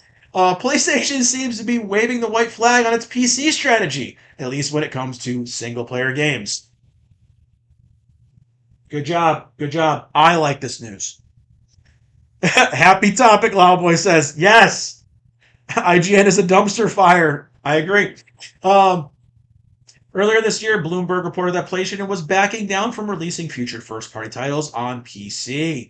There was still some ambiguity about how hard and fast those rules would be. As one example, Sorrow's developer Housemarque dodged the question if the game would ever come to PC in an interview with Game Informer in the lead-up to the game's PS5 release, and it didn't sell very well. We can segue into that in a minute. Now things seem to be more concrete. Bloomberg reported that during a company town hall meeting this week, PlayStation Studio Business's CEO Herman Hulst affirmed that first-party, narrative-driven single-player games will now be console exclusives for PlayStation. I like that. This means you shouldn't expect Ghost of Yote. Who cares? Sorrows. Who cares? Intergalactic, who cares? Or Marvel's Wolverine, yay, to come to PC. If you want to play those games, you should expect to buy a PS5. With that said, Hull specifically calling out single-player games is interesting. No, it's not, but it's IGN and their short bus. This may mean multiplayer-centric games like the in-development fair games, I don't even know what that is, will still come to PC. Something like the success of Helldivers 2. We're going to click on that because I don't know what fair games is. Um, but let's talk about that for a second. I'm going to put a pin in this fair games thing. What is this? Competitive modern heist game where you team up to break into exotic locations and steal cargo. That's what I say to that. Okay, we don't need to talk about that. So let's talk about that news. All right. Isn't Xbox doing console exclusives again too? I didn't read about that. Because last I heard, Forza is coming to PlayStation. The Halo remake is coming to PlayStation. The new Gears is supposed to be coming to PlayStation. I don't know. But let's talk about that. Let's go. Why I think it's a good thing. I think again, and I think let me see if I have it here on Twitter. I'm pretty sure I did say something about it on Twitter, and I got people very upset. Look at very angry on Twitter. Uh, how's about my protein chips? Oh yeah, we can talk about the Ronda Rousey fight. It didn't last very long. Talk 2 seconds. Let me see if I have it here. I did actually say something about it, but I think.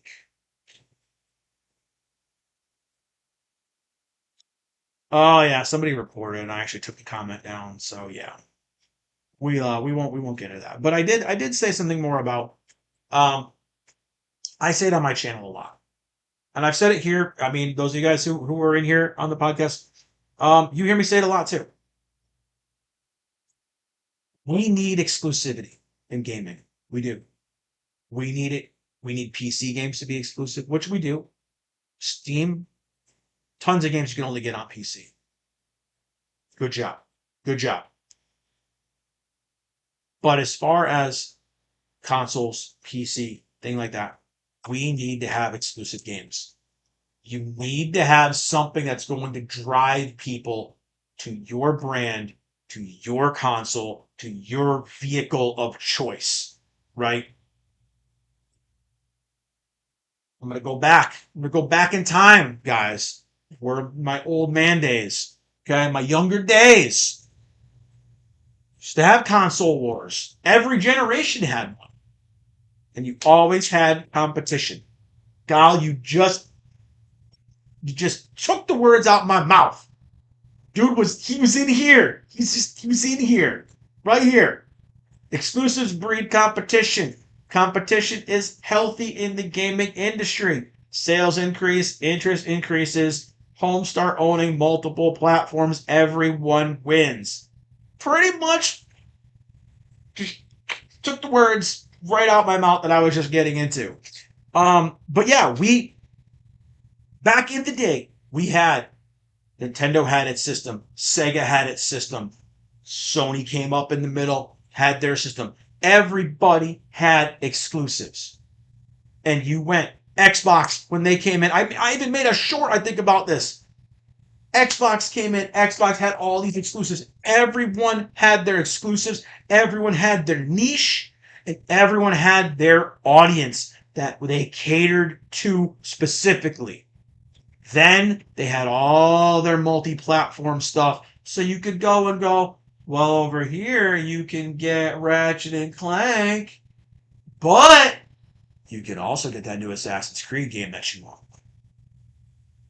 That's where you get people to come. You don't get people to come to your console from having the same game as everybody else.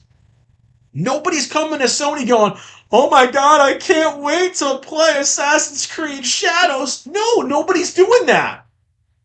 Nobody's coming over and going, oh my god, I gotta go buy an Xbox. That new Rabbids game's coming out. No, they're not saying that. There's a new Sonic game. I need to go buy a PS5. No, they're not doing that. Do you know what they're doing? They're looking at the list and going, holy crap. I can only play God of War on PlayStation. You got a new Wolverine game? Damn, I can only play that on PlayStation. Oh my God. Like, that's what they're looking at. They're not looking at, hey, look, there's a game I can play everywhere. Let me go rush out and buy the console for it. It's not how you sell consoles. And that's not how you keep your brand going. You need the exclusivity. You need it. And it, again, just like Kyle said down there, it brings your competition. If you have all these exclusives, your competition better have this many exclusives too. Otherwise, they're not selling as much as you. And that's one of the things I've said about Nintendo. I say it all the time. As much as I freaking despise everything they're doing this generation, you can only get Nintendo stuff on Nintendo's console. You want that new Star Fox game, guys? Yeah, you guys have been wanting Star Fox for a while. You gotta buy a Switch too. And guess what, guys? We're upping the price of the Switch 2 again. And you know what's gonna happen? People are gonna buy it. Because, ding, ding, ding, Nintendo is the only place you can play it. It works. Nintendo has not gone and went, well, guys, sales are down. Let's go put Mario Brothers on PlayStation. No, they haven't. You know why? They're smart. They don't need to. They know people in Japan are going to buy 9 Switches per household so they can play it. They're going to do it. Yep, it's absolutely true. It's all the marketing. You know, in the older days with Genesis and Super Nintendo, you had, Nintendo was, Super Nintendo was advertising how strong their system was. And Sega just came out and they were like, look at this, dude. Look at how slow ass Mario. Look at a slow ass Mario. Look at this guy. And they brought out Sonic and they went, blast processing. And it was just a term they had up for making him move fast, right? And people saw that and they were like, holy crap, look how fast that character moved. Yo, and we were all blown away by Sonic. Sonic was revolutionary. We were like, I love Mario, but it's like playing Mario on crack. This is amazing. And Sonic became my thing, I bought a Genesis, you know. But that's the way you got to do it. This whole, I call it the PC mentality or the Steam mentality, right?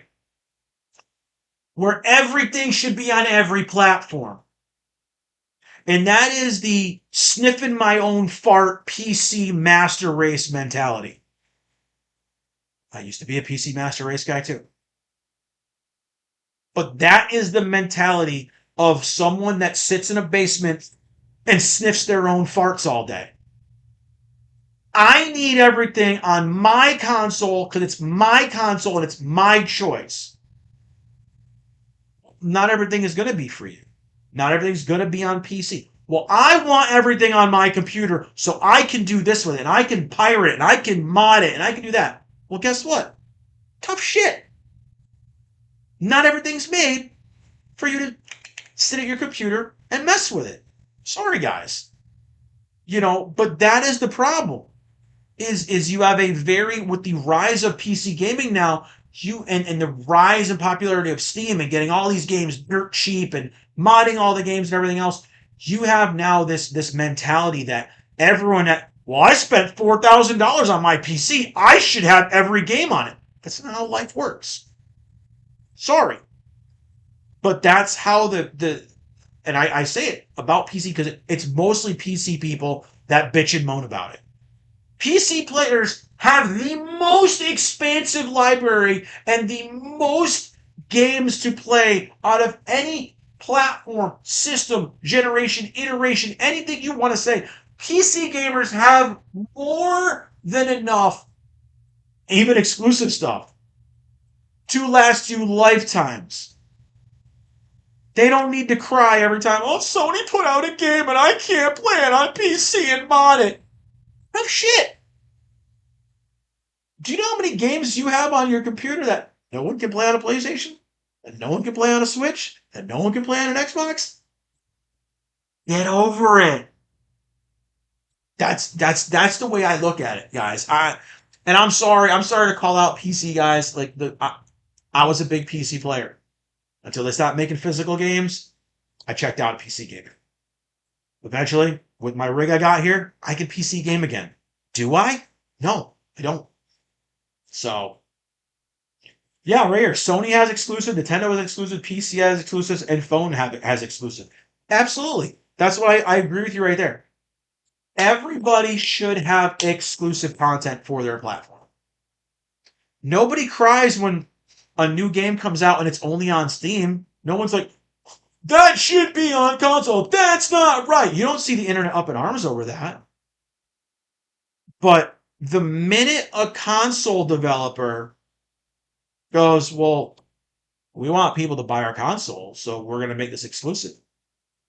The PC master race is up in arms about it.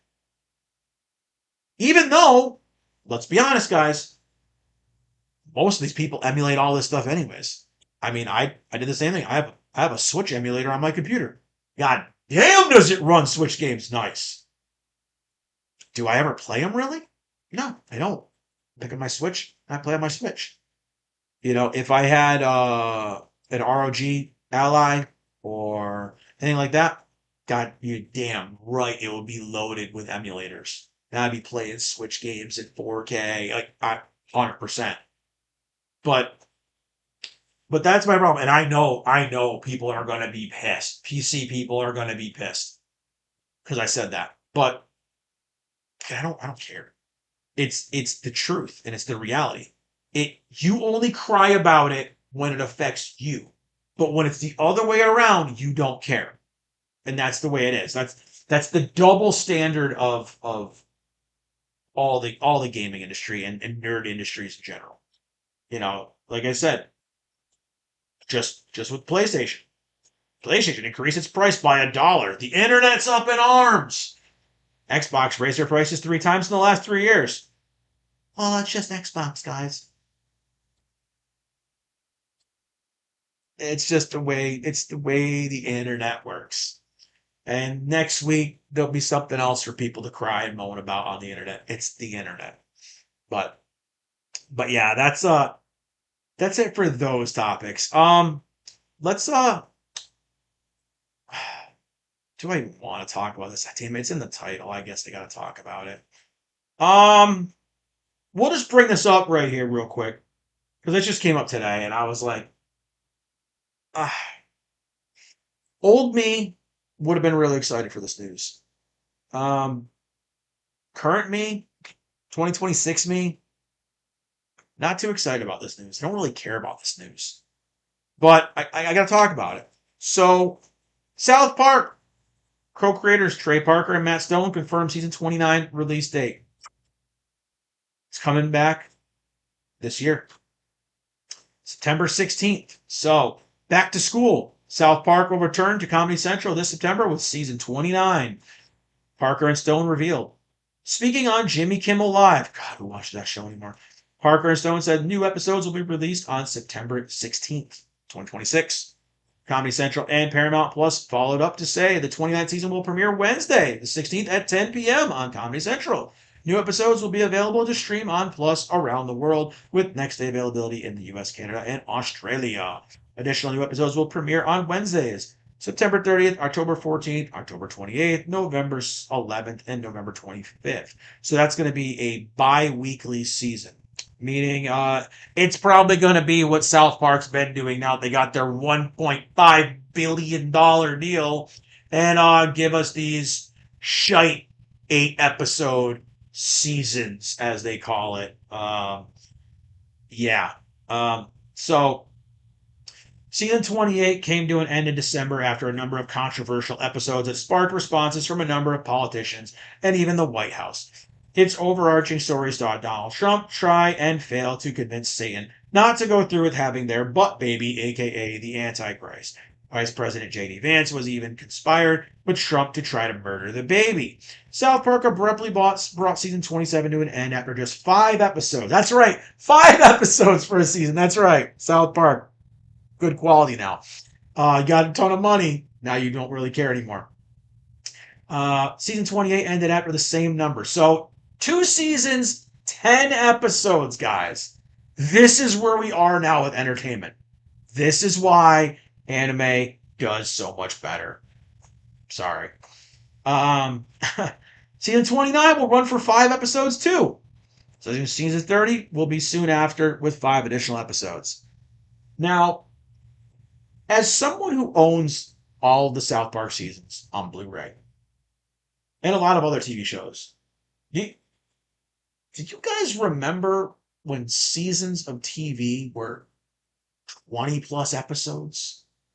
Do you remember that when, like, effort was put in and, like, storytelling? Like, do you remember that? So yeah, we'll go into that right now. I'm not gonna read all this about the new season. I just wanted to put that out there so we could talk a little bit about it. Um, yes, I agree with you there. Um, the Trump jokes in South Park's new seasons, uh, they were see, I don't even say they were funny. There was some funny stuff, but it was just more of the same. We already saw it with Saddam and Satan. We already saw that, right? But to invest, I know it was only 10 episodes, so it wasn't even a season of South Park really. Um, but to invest an entire season of a show to your TDS, right? And again, no politics. Yeah, I know, Loud Boy. I don't really like to do politics, but when you make your show all about politics, my hands are tied. I kind of got to bring it up, right? Um, that was the problem. And I said that about the newer episodes of South Park. And I said, these are the only seasons that I don't actually want to own on Blu-ray. I don't care. I probably won't buy them when they come out. But the worst part about the new South Park was they were so hyper focused on let's make fun of Trump every episode that they wasted too much time on Trump jokes. Where the stuff they had with the kids was freaking great. I wanted more of that. But it's almost like they got their $1.5 billion for the new season of South Park, which are, not even a quarter of a season anymore. And they've just, now they don't care anymore. And that's what does happen. With money comes, probably your lack of caring about things because you don't have to anymore. They have, I don't give an F money. They don't care anymore. They don't have to care. They're going to throw out whatever they want. Hey, guys, 5 episodes a season. Netflix is doing 6 to 8 episodes. Let's do 5. Next season, maybe we'll do 3. They don't care. They don't care. We'll put out 2 episodes and go, guys, that's season 29. We're going to take a nap now. They got their bag. They got paid. They don't need to care. So that was my biggest problem with these 2 seasons of South Park was we had these awesome, entertaining stories about the main characters in South Park. But we spent too much time on the I don't like Donald Trump stuff. We spent too much time on that. We get it. We get it. You don't like Donald Trump. We get it. People don't like Donald Trump. We get it. We get it. But you don't need to make it your whole life. I say it to one of my friends all the time because all the dude talks about is Donald Trump. And I'm like, bro, I don't care. I don't care. Well, you're okay with things. I didn't vote for the guy. I don't care. But it's like, it's an infection that just it gets in you, and you just become obsessed. And that's why I don't like politics, especially with the tribalism that comes with it now. And South Park has fallen into that trap. South Park used to hit everybody, and it was freaking glorious. I remember the first time they made Trump jokes, and it was you had Garrison as Trump, and he was going against, Hillary, and it was freaking glorious. And why we couldn't just bring back Garrison Trump? I mean, I think that would have been great. I think it would have been hilarious. Garrison Trump trying to have a butt baby with Satan. Maybe Mr. Slave comes out at the end to stop things. I don't know. There could have been some great humorous stories there. But we were so caught up in our political grandstanding that we lost the plot. We lost the time that could have been dedicated to the stories. Like I said, the self harm pact. I don't want to say the word. The self harm pact that Cartman and Butters had in that one episode, bro, it was so good. I was dying laughing. The the Butters trying to get a Labubu for his girlfriend and like summoning deep, dude. There were some great freaking stories, but it's like everything else, just like that just said right here. When you make a belief or a personality trait or an identifier of you become your whole identity, your whole being, it destroys people. And it's a problem that we've got everywhere, not just in entertainment, but just everywhere in general. Like I said, I don't want to get into the politics of things, but it is true. When you're and the gaming companies do this, comic industry's been doing it forever. When you take characters and people and you put them down to a checkbox, you ruin everything. Whether it's, you know, I'm gay, so that's my whole identity, or I voted for this person, so that's my whole identity, or I'm this political party, so that's my whole thing. That's how it's become now, and it's like very cult like, not even it's like tribalistic, and it's crazy.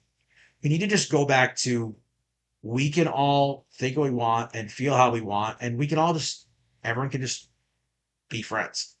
I've said that on stream before, and I got torched by people for posting a clip of me saying it, where I don't care what your political beliefs are. I don't care what your sexual orientation is. I don't care what your race is. I don't care what your gender is. I'll be friends with everybody.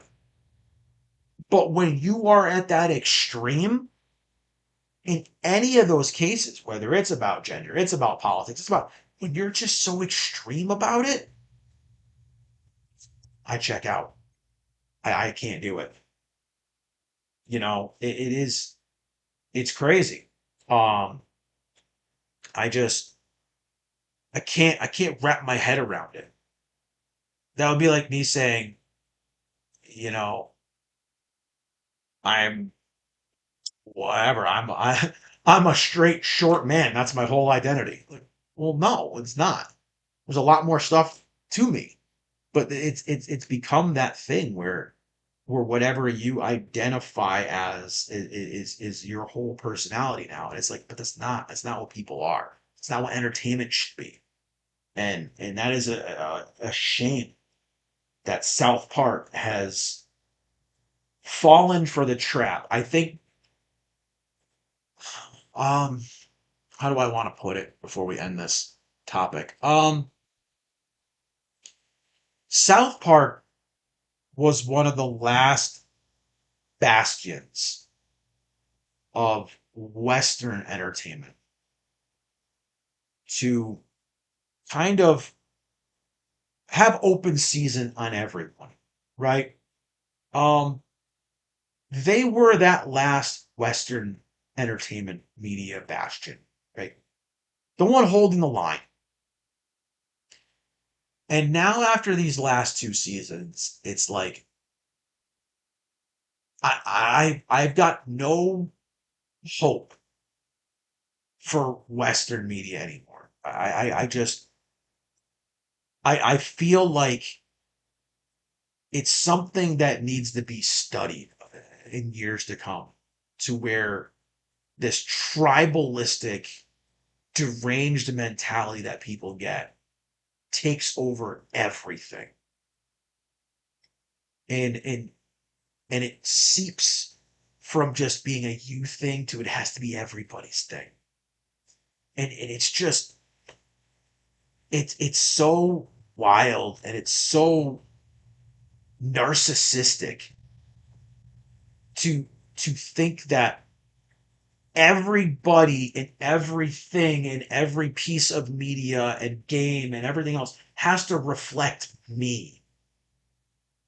It is the most narcissistic take on anything I've ever seen. And I thought South Park was going to be the last thing to cave and do it. And now it's like they got that bag, they got that bag, they got that money. And now whatever you guys say, whatever you all say, oh yes, yes, okay, this we don't like this person, okay. Yeah, and that's how it seems now. It's just it's a damn shame, man. It really is, and it sucks. Um, but that's it. It's my South Park rant that kind of went into an everything rant. Because it is.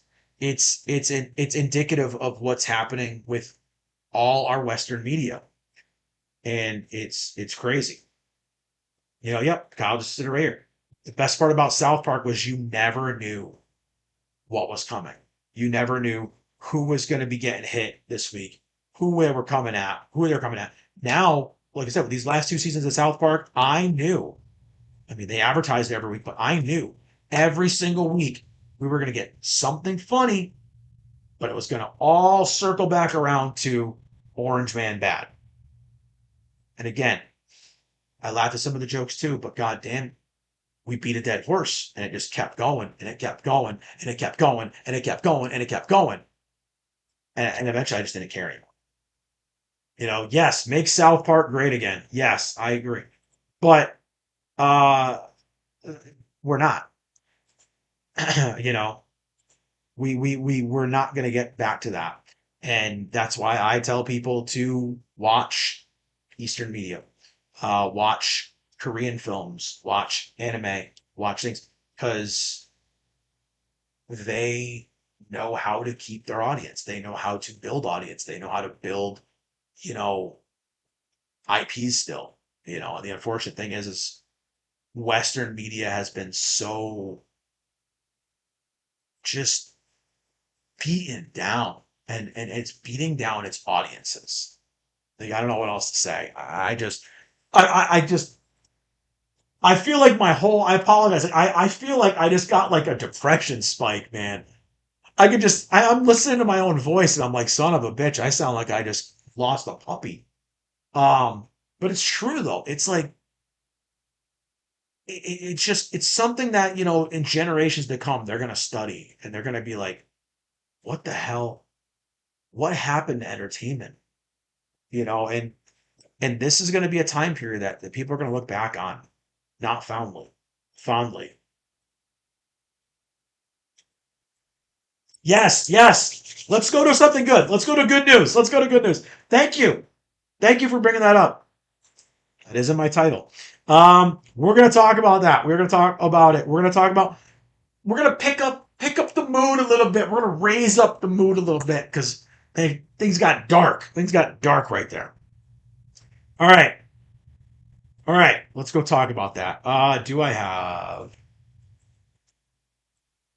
I don't really have an article about it, but see what I can bring up here. I can bring up Metacritic maybe. Let's see. Let's see. Let's see. All right. All right. Let's bring up Metacritic and maybe. Well, I really don't want to bring up IGN, but I guess we'll bring up IGN. Uh, let's bring it up. Let's talk a little bit about that. Let's talk a little bit about Forza Horizon 6. Talk about some positive game news. I haven't played yet. It's not on Xbox. But I'm hearing great things. I'm hearing good things. Lots of good things. Hearing good things in the gaming world.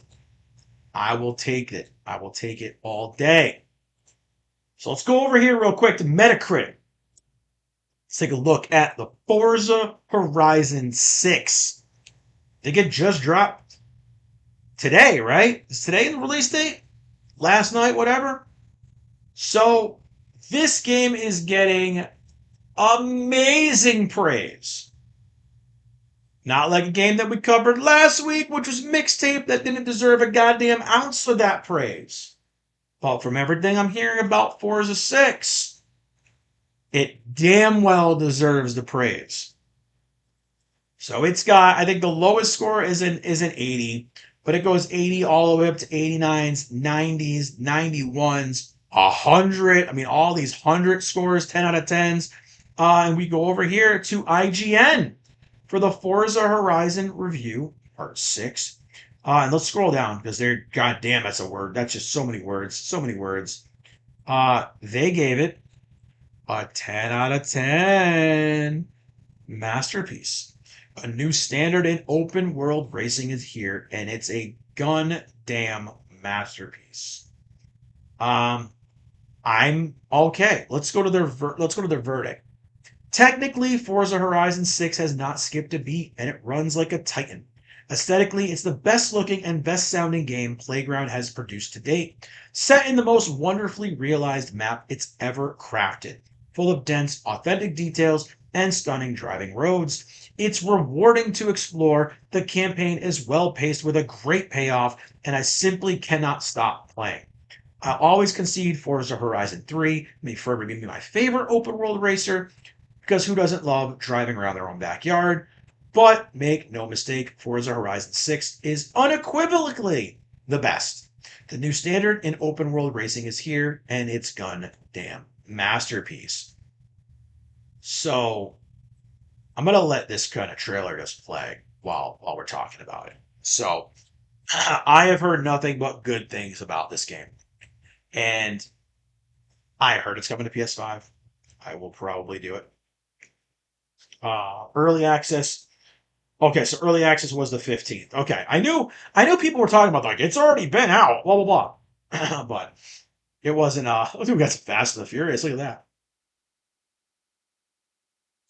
Now, as someone who owns Gran Turismo 7 and still has not installed it because I never had hard drive space for it, I'm gonna install it and I'm gonna play it because I always loved the Gran Turismo games. I loved the hyper realism of those games. But I'm not gonna lie, on the Xboxes I did play Forza. And this right here looks god damn impressive.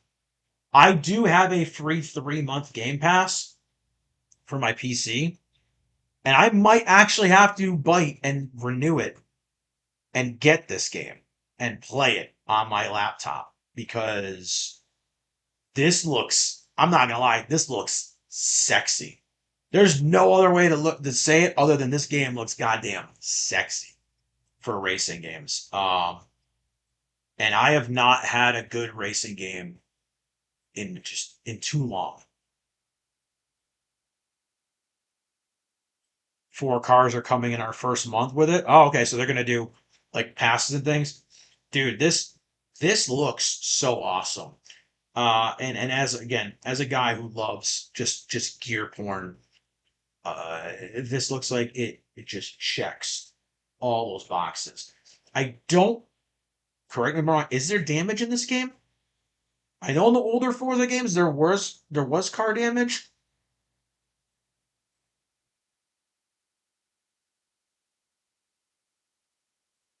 Yeah, exactly. Horizon's an arcade open world racer. There's no damage in this game, right? Is there cosmetic damage? I'm watching this video looking for it, but I'm not seeing it.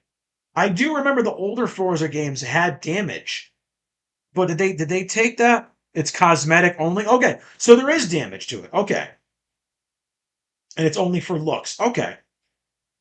I mean, this honestly right here, this is giving me burnout vibes. Oh, okay, I can see the cracked window. That last part it just showed, this right here, let's see, was giving me burnout. This looks like burnout. Like the boosting, they're going alongside. That reminds me of Burnout Paradise, which God, we did one of those too. But this does look really, really awesome. This is a 30-minute video. We're just gonna kind of, I, I like they said. Someone said they added gas station, but you don't use them. It's cool. It adds personality to your world, right? And as someone who's been doing a lot of driving and racing in NTE, yeah, I have been. This is something that looks like it's right up my alley. And if it does come out on the PS5, I will 100% buy a Microsoft game on my PlayStation because damn, this looks good. Again, I have my console of choice, but I will not shy away from giving credit where credit's due. This looks like a absolutely phenomenal game. It makes me, like I said, it makes me want to boot up Game Pass on my computer here and give this game a try because it looks that good. But I also, again, have to check out Gran Turismo because I have not played the new Gran Turismo. I've had it for a while, got it on a deep sale for $10, but I've never had the storage space for it. So now that I have my 4 terabytes on my PS5 Pro, it's time to install it. And seeing this is making me want to install it. But that is the big difference where Forza is more arcadey, forgiving. Um, Gran Turismo is very, very realistic. But then, whoa, whoa, whoa! What are we getting into here? What was that? Was that just like some jumping through flaming hoops with what? With airplanes, bro? This is what I was talking about. Okay, someone was talking about they were showing all these crazy maps, and I was like, this looks like someone put a high res filter on the Hot Wheels racing game. So this is okay. So there's all these kind of weird, crazy tracks in it. Okay, all right, that makes more sense now. So there's like all these gimmicky type things, like these kind of little events that you can do. Okay, it breaks up. It does. It breaks up the monotony of what in the Gundam hell? Wait, what is that? A Gundam? What? Do you actually race Gundams in this game?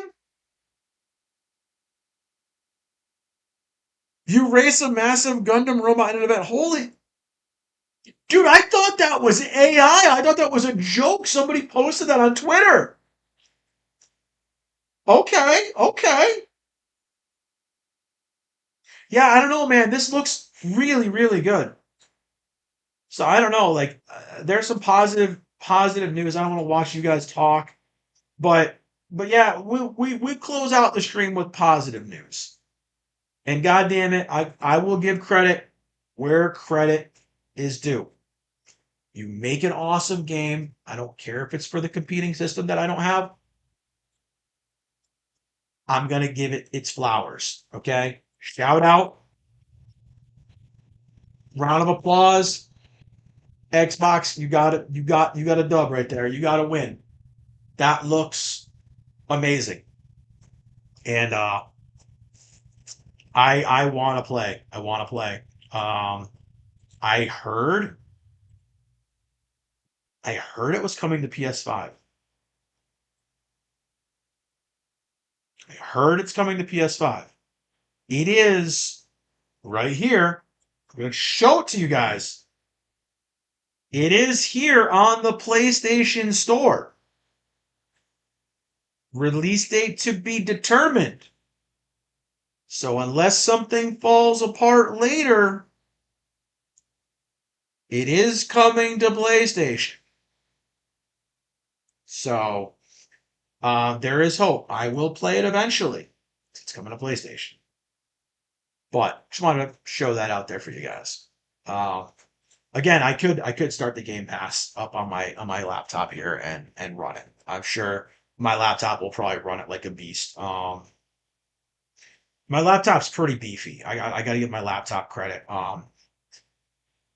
My bandwidth is where I suffer a little bit. When I was trying to multi-stream to 4 different platforms, it wasn't working. But I mean, you know, I've got a I've got a 5070 Ti in it. I've got, 64 gigs of RAM. I've got, you know, the 240 hertz display, refresh rate display. It's got a 4K display. It's really nice. It runs stuff really good, but I just don't game on my computer enough. You know, still waiting for Nintendo Forza 6, dude. I don't know how that's gonna run on Switch 2, but I mean, maybe it will. But you know what it'll be? It'll be a key card. It'll be a key card, and you have to download the whole game off the internet. It's gonna fill up your entire Switch 2. No topic for Stranger Than Heaven. No, we've already been going for 2.5 hours, man. I've been trying to cover the topics I put in the title, and we got those, and we covered some extra stuff. So I can't do topics all day, man. We only got so much time. Yes, the Switch would explode if it played Forza, I think. I am looking forward to Stranger Than Heaven, though. I am. Snoop Dogg, Otto, Yakuza prequel. Sign me up, man. It looks really good. That is one that's on my list, 100%. But I got two end things for today. This has been good. Really good. It's been a good stream. We got some good topics. We had some good discussions. This is what I like about doing this. Shout out to you guys in the chat, man, keeping this going. I could just be sitting here talking to myself for 2.5 hours, and you know,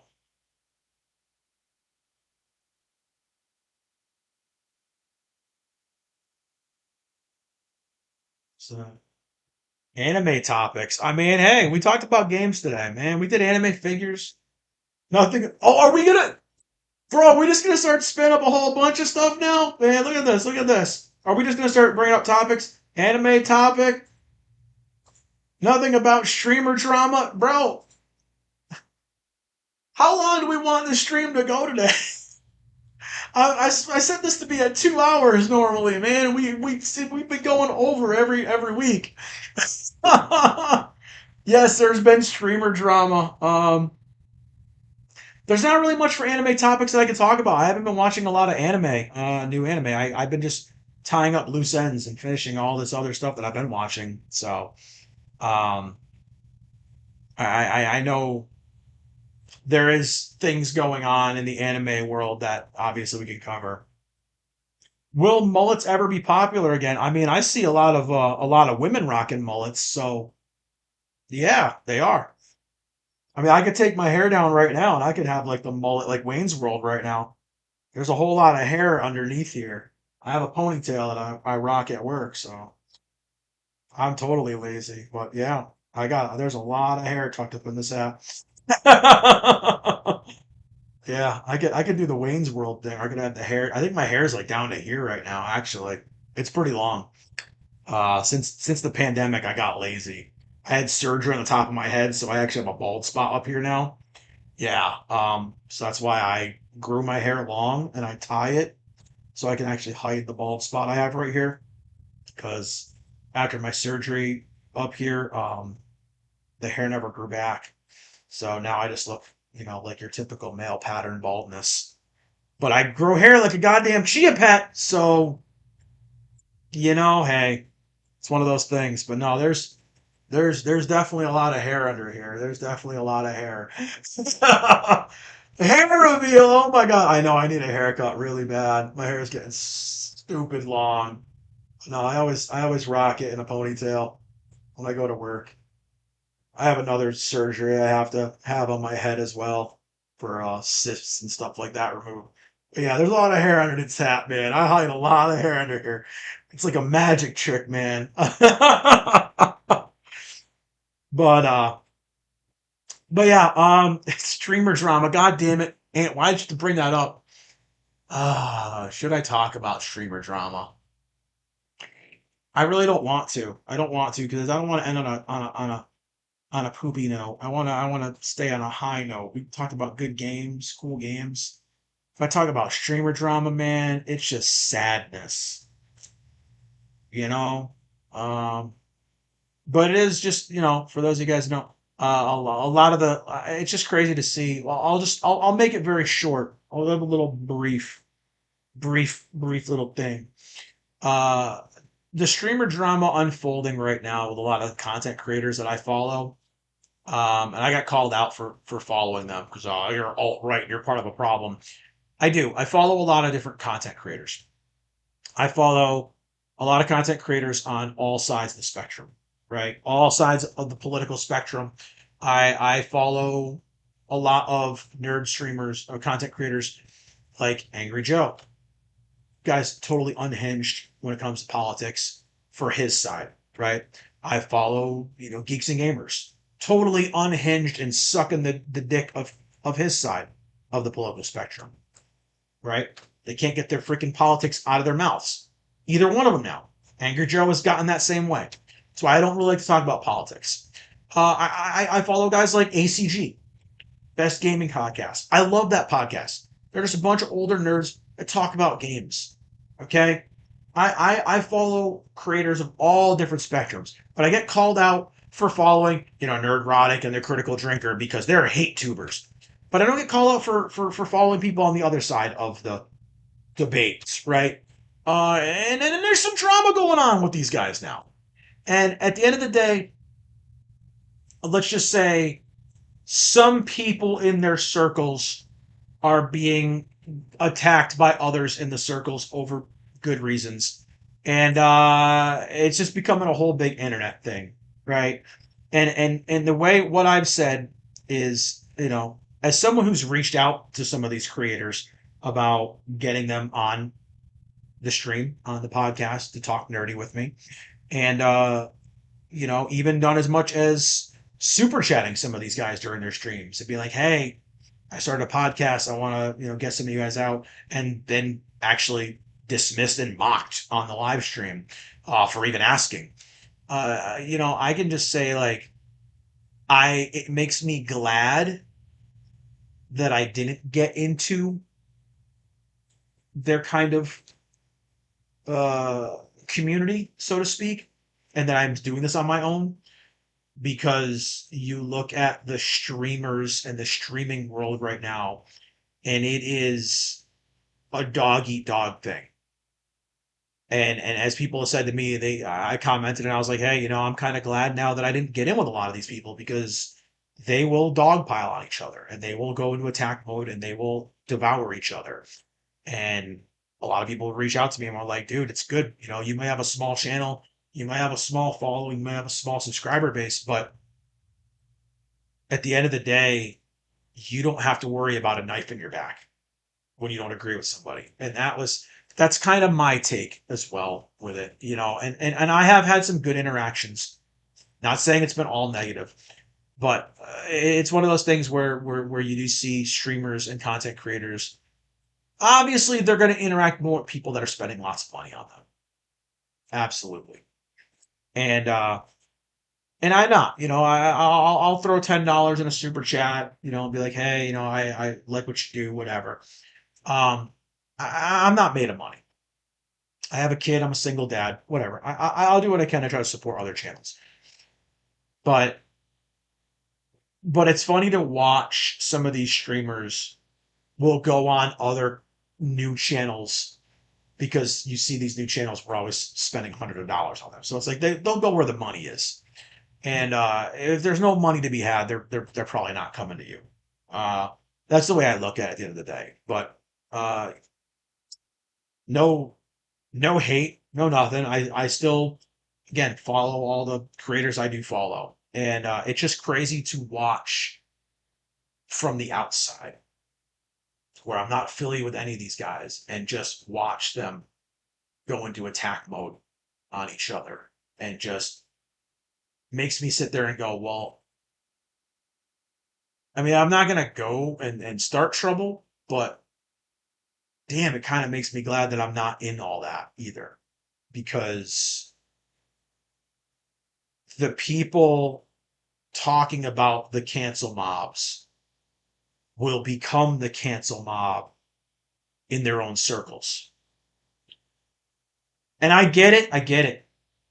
My circles of friends too. We will call each other out on our BS. We will do that, but we will do that privately. And with streamer drama, it's done publicly. I do like the way some of these creators are handling it. They're just going, "Hey guys, we're gonna have private conversation on the phone." Cool. But there's a lot of others who true colors are kind of popping out, and it's like, I'm just gonna air all our dirty laundry out there for the internet because I don't like what happened. It's like, ooh, kind of glad I'm not in that, you know. So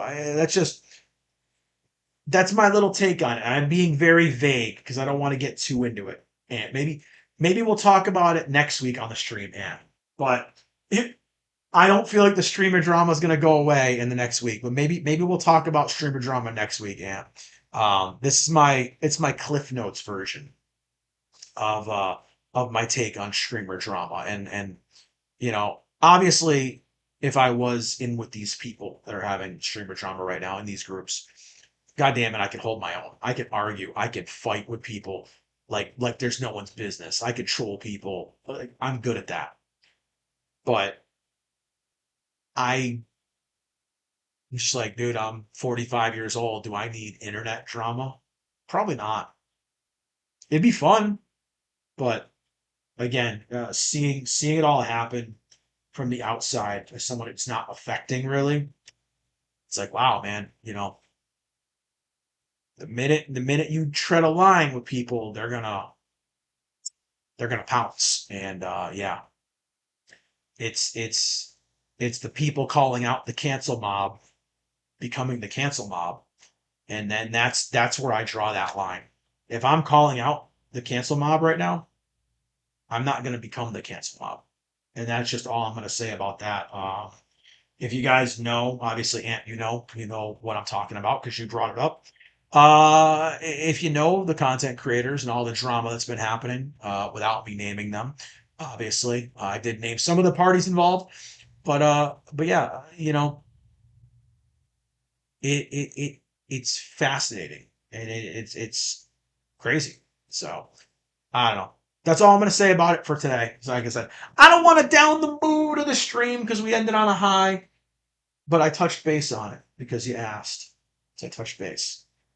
But yeah, that's probably going to be it for today. I did not have any other topics prepared, and we are 2 hours and 30 minutes in. I had my Twitch audience of bots slinging links and inappropriate stuff in the chat. Shout out to you guys. Got me some engagement, whatever. Um,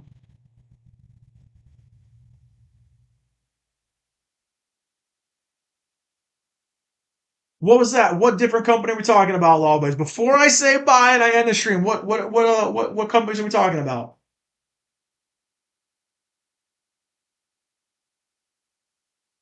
I had to chug my cold coffee. I mean, I definitely have a lot of different companies. But but yeah, I think I'm gonna end things now because I am supposed to do another stream in an hour and 30 minutes, maybe 2 hours.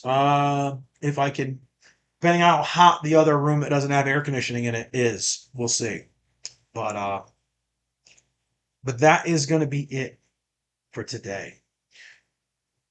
I may be back in hour and a half, maybe 2 hours. We're shooting for 3 to 3:30 Eastern time for Pragmata.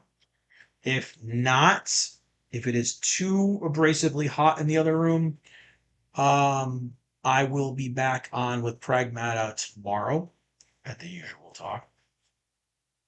The new NTE update isn't really anything good though. There's a new character banner. That's all they added. Trust me, I've been playing it like crazy. I have nothing left to do in the game. All the quests are done. They gotta get some content out. I pulled both banner characters already, so I pulled Natalie and I pulled what's her name? Hoturi. I just pulled her yesterday. So yeah, they gotta get some more content out. The putting out a new banner with no new story content or no new like event content.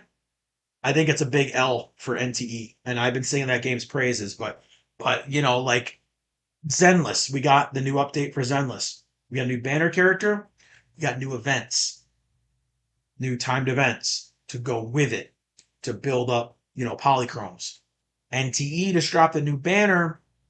We didn't get any new side missions, but yeah, Saturday they're going to have a reveal of a new update. Yeah, so Saturday we're going to have info on a new update. We'll probably talk about it on Tuesday. Maybe if it's live, I'll stream it on Monday. But but yeah, that's going to be it for today. Thanks. Damn, thank you guys to everyone who came in and chatted. Thank you everyone who came in and lurked. You guys, chat's been going awesome with just the three or four of you that have been coming in and chatting. Man, we've been having some good talks. My voice is gonna get hoarse if I keep this up. But yeah, we had some good talks today. We had some good rants. Um, and yeah, hopefully I can come back in an hour and a half and we'll do some Pragmata. Again, if not, I will see you all tomorrow for Pragmata. We'll be back. We'll try to get it beat this week and figure out what game to stream next. I really have no idea what to play next. So glad to see you back, Kyle, man. It's good to see you back. Good to have you back in here, man. Hopefully things are looking on the up and up for you. Well, like I said, shout out to everyone that's been in here. Shout out to the bots and people trying to sell graphic arts on Twitch. Yeah, that's pretty much all Twitch is. So it's gonna be it. Yeah, there's a lot of game reveals. We're getting to that time. We're getting to the summer showcases, spring showcases. So we'll have a lot more games to talk about as the weeks go by. So hopefully we get more good news, less less sad topics to talk about, less depressing topics, and maybe some more happy news. But again, that's gonna be it for now or for today for the episode. Man, 16. You guys, before I end, can I just say like, holy crap, 16 weeks I've been doing this show. Dude, it's been flying. And I'm loving it. I'm having a great time doing it. So again, thank you guys that have been coming in and engaging the chat, that have been lurking, that have been watching these VODs afterwards, sending me feedback, sending me topics. Like I said, if you guys have topics you guys want to cover, if you guys have things, let me know. Drop them in a chat, drop them in a stream later on, and we'll start putting the list together for the streams on Tuesday. So, but again, I appreciate the hell out of all the support. Thank you to everybody. Don't forget to follow down here on all the socials, videos, shorts, pictures, photo galleries, all that stuff going live. And that is going to be it. I need to go eat some food that isn't a cookie and have me some lunch and hopefully get the other room cooled off for a stream in a little while. So thank you guys so much for popping in today. It has been one hell of a stream. Welcome back to my boy Kyle over here in the chat. It's been awesome seeing everyone in here again today, and I will see y'all later.